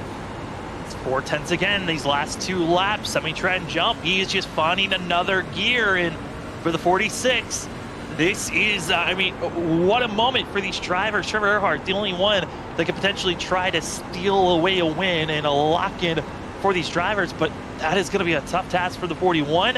But what's also going to be interesting here is when Trevor Earhart catches up to Danny Cochran trying to make that pass for second, I think Trenton Jump's going to catch him at the same exact time, and they're slowly catching up to Thomas Green, who's slowing down just slightly. This is going to get very interesting. Green, yeah, slower than than Cochran last time, much slower than Earhart, and much slower than Trenton Jump. It's really from 4th on up to 1st is the reverse order in speed right now. This could be a very interesting final 12 laps. Thomas Green cannot look too far behind. This group is catching up. But is Thomas Green saving those tires? Is he playing a little bit of a possum here and saying, you know what, you close in, I'll take off in these final, 8 to 5 laps? As a driver, that's a very smart thing to do, but a lot of times I feel like we get those, one-track minds. Drive as fast as possible in the final 20 laps. That's what a lot of drivers do. Not many will manage this situation. But if Thomas Green is doing that situation, that is the smartest thing you could possibly be doing here. Oh, no, late yellow. It's going to be contact. Back in 23rd place. It's going to be Cody Dorsey, and also others. And the late caution changes it all. Oh, no, that just changed it all up. And Eric Stamp and Cody Reed, 2 playoff drivers involved in it. That right there, folks, is going to change the whole scheme of tonight's race. Take an instant replay, and here it is. Dorsey, Cody Reed side by side as they go down into the corner. Eric Stamp just gets a little too giddy, tries to force the 3 wide action, and wipes out himself, Dorsey, and Cody Reed. Just a little bit of impatience, and it is costly for all 3 of those drivers. Super, super costly indeed, Sam. That is not what you wanted to see if with the 25 there or that 53. And really, from my sake there, it's just an interesting moment. The track is very, very different, and it definitely causes some issues. But, man, oh, man, our leaders now all coming down the pit road, and they were stuck behind Dorsey there for a second. That could have got a little bit hairy. Oh, so here's that the thing. stacked up the train. Zach, it's stacking up everything. Trevor Earhart was able to get into his box because, a lot faster than that of Thomas Green. Earhart could be getting the lead here coming out of pit road. That is very, very true, Sam. He had one of the first boxes back there by starting so far back. This could be Trevor Earhart's chance to win the race off pit road. We'll see here. Doesn't like it's going to happen, but it's going to go to Danny Cochran, I think. Oh, and Green losing over 5-6 positions. He's back to 8th. Whoa, that pit stop changes everything, guys. This is going to be crazy. Cochran now up front. Earhart One. second, and Fonseca. 1, 2, 3 different drivers deciding to go with 2 tires on this stop. That's going to be Ethan Smith, Ollie Fonseca, and Carl Pooler going to be taking that. And there's those drivers all ahead of that of Thomas Green. I'm blowing right now, Sam. If you can say my jaw is on the floor, it's on the floor, because that is a gutsy call from some guys that are outside the playoffs who are willing to risk it right now in a very critical race. So, man, this is gonna be a wild race, and I tell you, the top 3 that we get to talk to is gonna be I can't tell you who they're gonna be, because it was pretty processional there for a second. This yellow though here changed everything, and all types of different strategies. I even think Thomas Green here, I don't. Yeah, I think he got a penalty. I think he might have gotten an unsafe pit exit, which could have been giving him an EOL. Thomas Green is only back in 20th position. Oh boy. They're waiting to see if they're going to change that up. But I think the biggest thing that's different from everything else, John Forbes never even went to pit road. The 11 is in the lead here, and he's going to be the driver to watch out for, as well as, I mean, this is changed everything. Danny Cochran's going to be the first driver with fresh tires. Trevor Earhart's going to be in 4th. Oh, this is going to be a wild one for these drivers. And I got to say, Zach, I mean, there's lots of different thoughts for the mentality of how you want to attack this.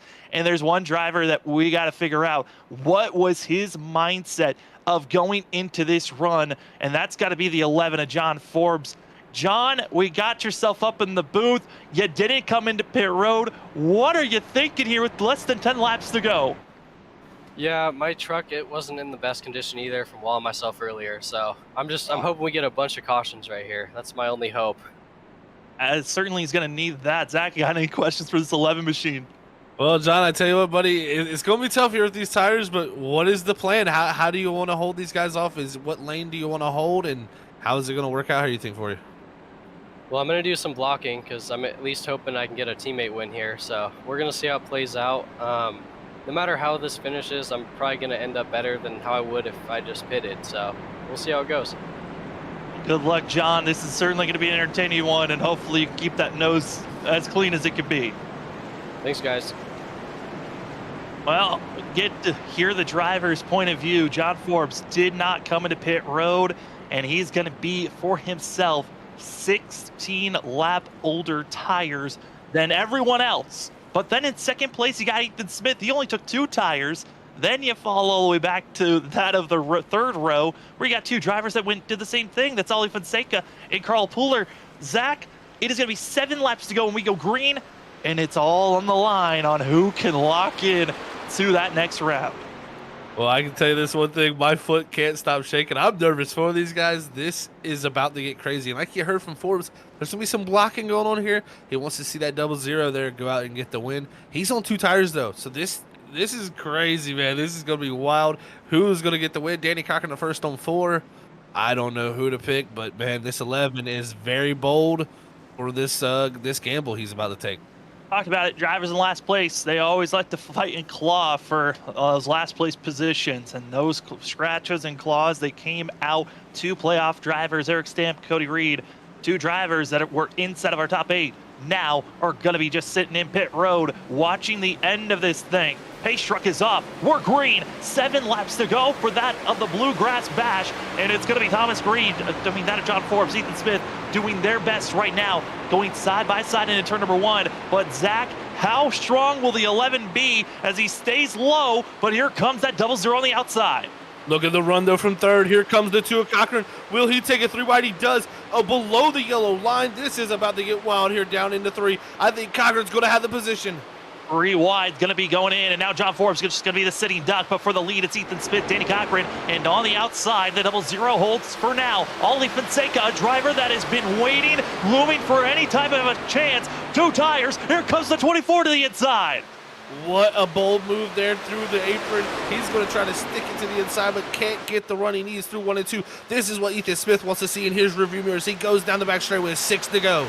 Snaking is the 00, knowing it is go time, trying to hold off anything possible, but it could be hurting him on the entry as Ollie Fonseca falters back. But here comes Trevor Earhart on the outside, going to try to move up to third place. And now it's all about their front runners. Where do they go? John Forbes, he's now outside of the top 10. Yellow flag strikes, Carl Puller and others involved.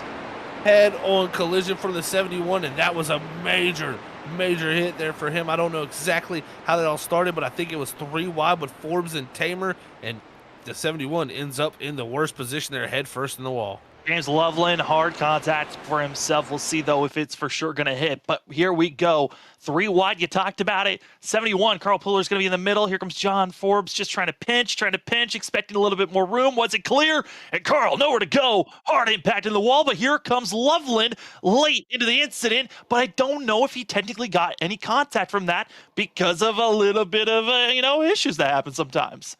Yeah, I think Loveland might have looked out there. He got the graces of the sim racing gods right there, and man, he is able to hold on, and he is clean. So man, Carl Puller though, what a hit he just took.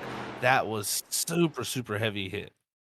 And here's another look at it again. John Forbes, Carl Puller just doing their best here, and just gets clipped. And I mean, for John Forbes, he thought he was going to be clear, was not, and here comes the 71, goes through. I mean, engine-wise, it looks like there's potential hit, but visibly, that 56 looks all right. And with that type of a contact, he should have gotten a meatball, and he doesn't. Yeah, that right there is very lucky. James Loveland's going to definitely be going back and look at that one and saying, man, I really looked at this. We're going to go to onboard actually and see this. Is you're going to see Puller up there bouncing off the wall. Right here, Loveland, nowhere to go, and luckily just goes right through him there, luckily for his sake, and no damage on that 56, and guess what? He's going to still be right here in this 13th spot and have a chance to get some good points out of it, so we'll see how it works out, but if I'm Ethan Smith, I like this. I really like this. This cools the tires right back down. This is going to allow him to have the advantage of going when he wants. He's also going to have Earhart here trying to battle with the 2.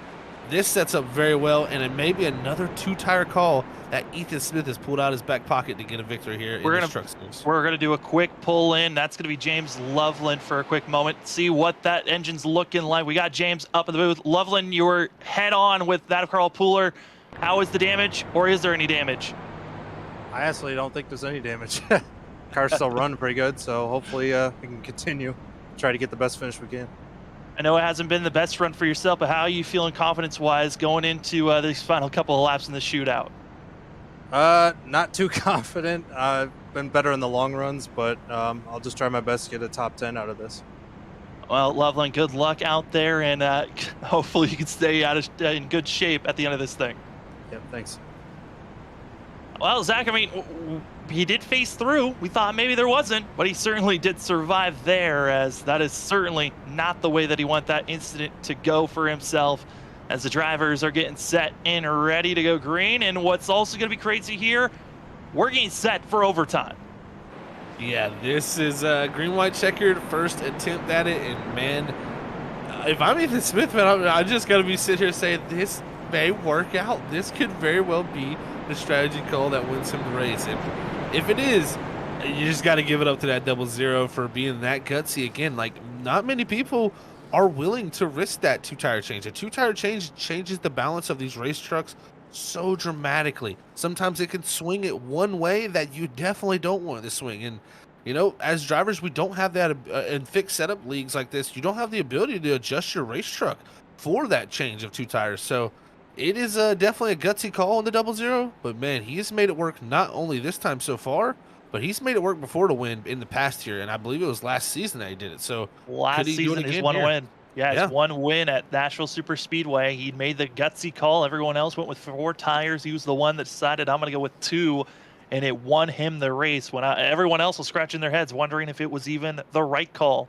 But Ethan Smith waits for the lights to go off on this pace car so we can try to reset and go again.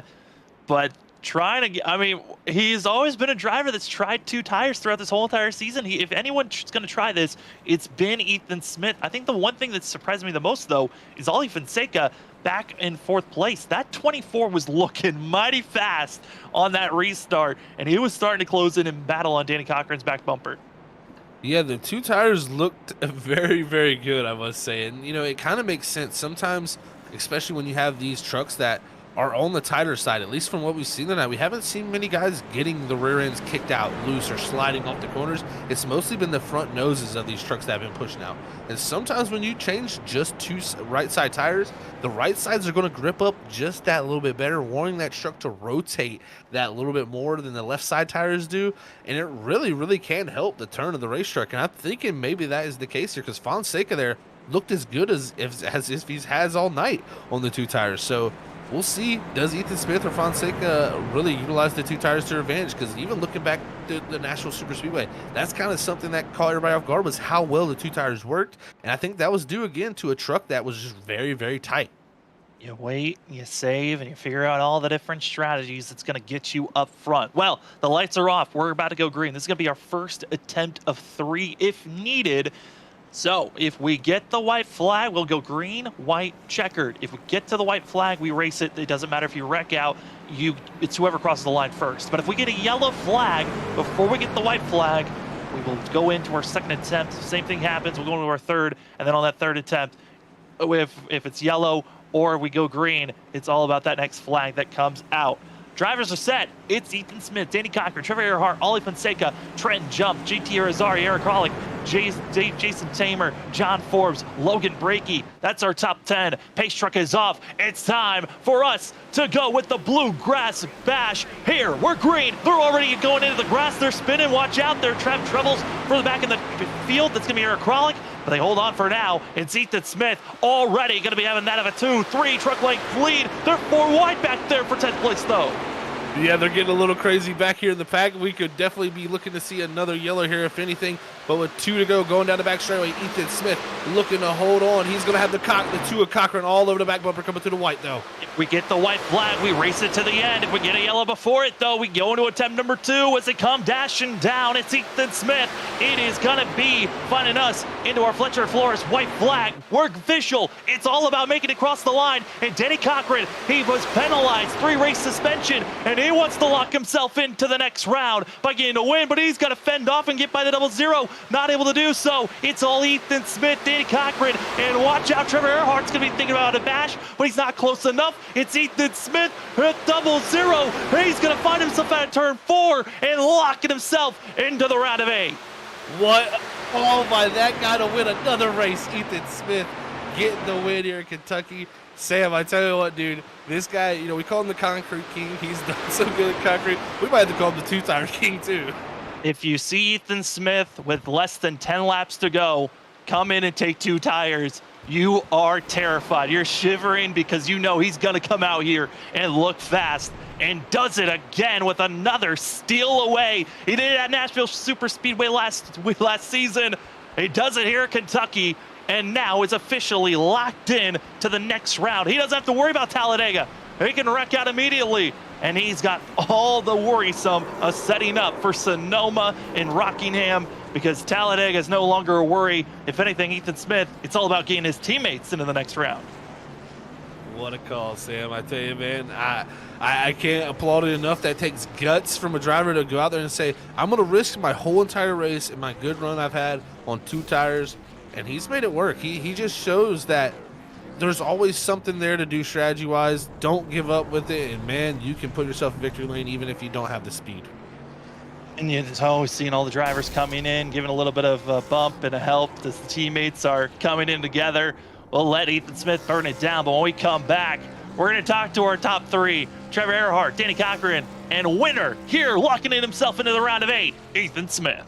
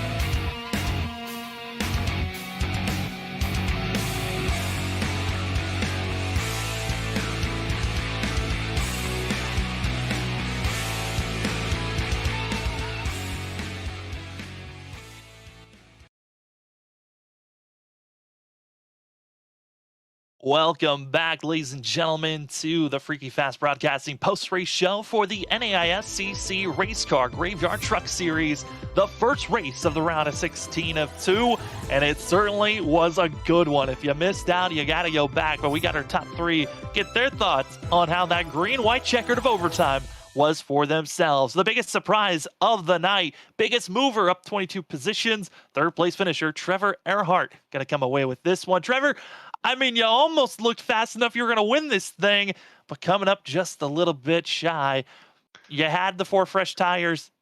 After seeing Ethan and everyone else come in and take 2, were you kind of wondering, did I make the wrong mistake?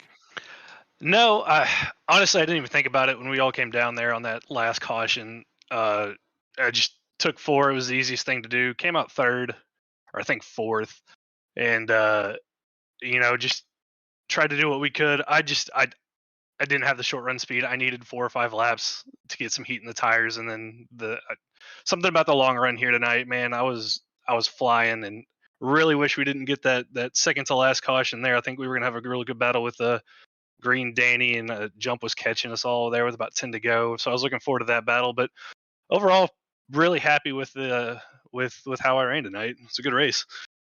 Yeah, Trevor, I tell you, man, congrats on 3rd. Great to see you up here in the podium, man. I tell you, it's been a tough season for you. How does it feel to, finally get that breakthrough run? I mean, you had, so close at Bristol, the heartbreak there leading with the incident. Now to come back here and have this strong a pace here, does this look good, bode well, even though you're not in the playoffs for the rest of the season? It feels really good to finally get a result. I mean, Bristol, you wreck out of the lead, having the dominant truck. Dover was running top 5 and wrecked myself. So it feels good to finally put a full race together. And yeah, I mean, I think it's going to build momentum for the last couple of races that we got. I know Rockingham's still coming up, and that's one of my favorite tracks. So definitely looking forward to that one. But man, it's a relief finally putting the whole race together and not just bits and pieces of it. I mean, Trevor, coming into next week, still got a lot of playoff racing action. You're a non-playoff driver. You were almost stealing away that lock yourself in the next race win from one of these drivers. How are you feeling about going into Talladega? Is it more so of help the teammates, or do you feel like, hey, I'm going to go out there and try to win myself? I'll help my teammates. Obviously, Leveland's in the playoffs, and I'd love nothing more to see him get into the next round. And we always work together well on Super Speedway, so I'm sure you'll see us together a lot during the race. But at the end of the day, you got to go for the win. I mean, that's what we do this for. You're here to win, but you got to be smart. I mean, obviously, I'm not in the playoffs, so I'm not going to intentionally try to take somebody out who's in the playoffs or cause a issue for those guys. So it's going to be a combination of being aggressive and being smart at the same time. Well, Trevor, a great run for yourself. 3rd place. I was almost up there trying to go for a win. Came up just shy, but overall, a great run. Before we let you go, the floor is yours for any shout-outs. Thank you always to you guys for the great broadcast. Thanks to everybody in the league for putting on such a great race, and all the friends and family that are at home watching. Shout out to all those guys. That's going to be Trevor Earhart in the 41, coming away with a 3rd place finish here tonight at Kentucky.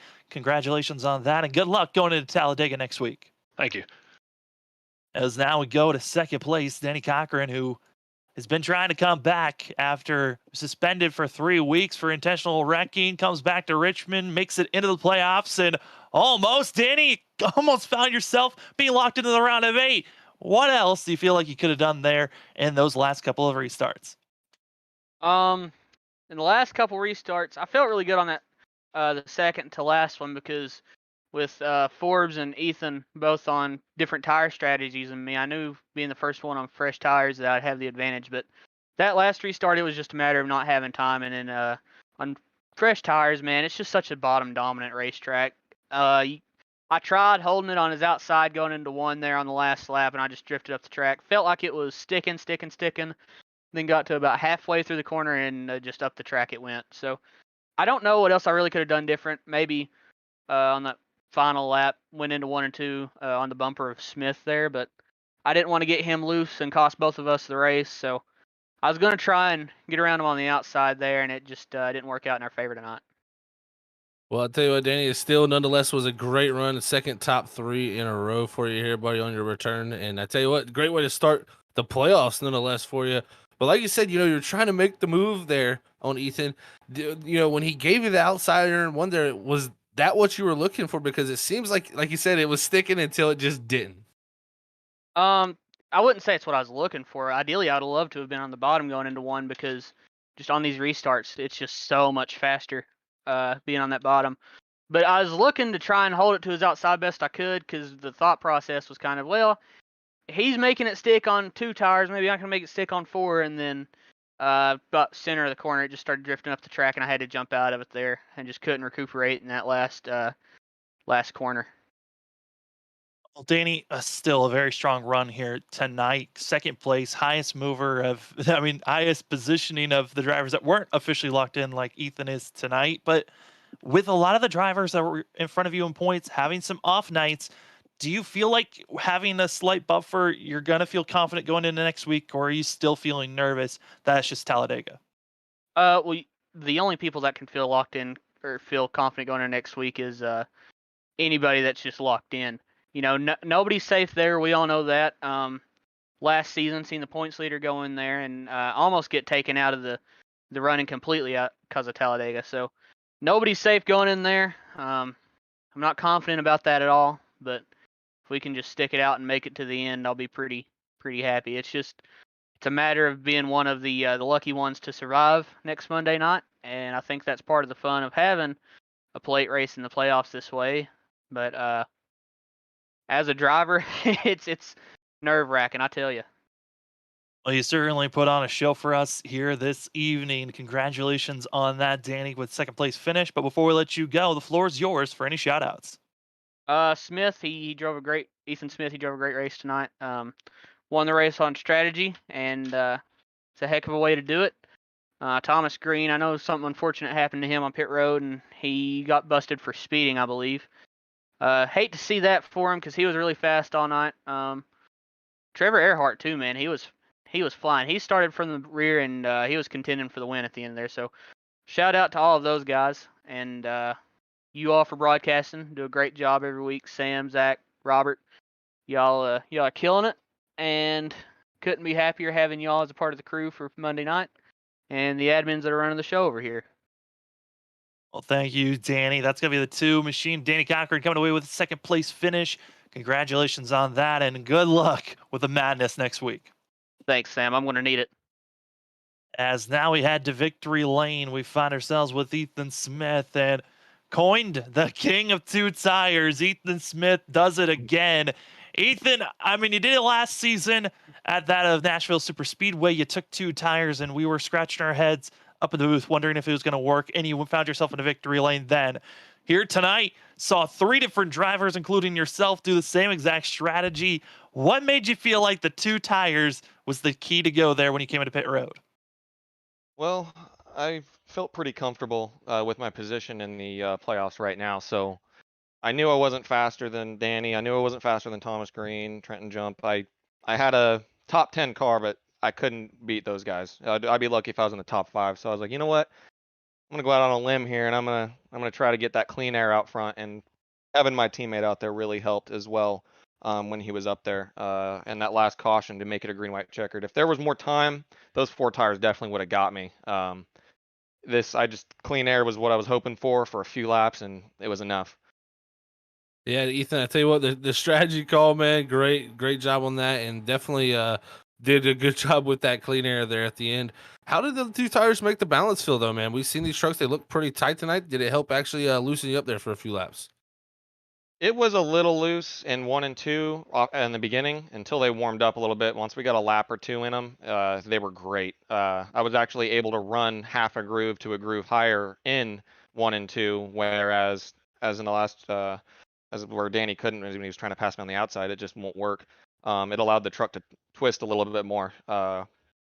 It balanced fairly well. I was kind of worried about it, but it actually wasn't too bad once the tires warmed up.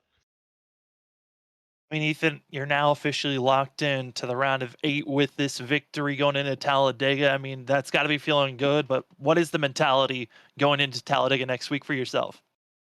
I'm going to treat it as if I'm not locked in. That's just how I race every race. And both my teammates didn't have the race they were hoping for last night, so I'm hoping we can work something out. Maybe give them a good finish there, and that's really going to be my goal, is just trying to help them out at Talladega.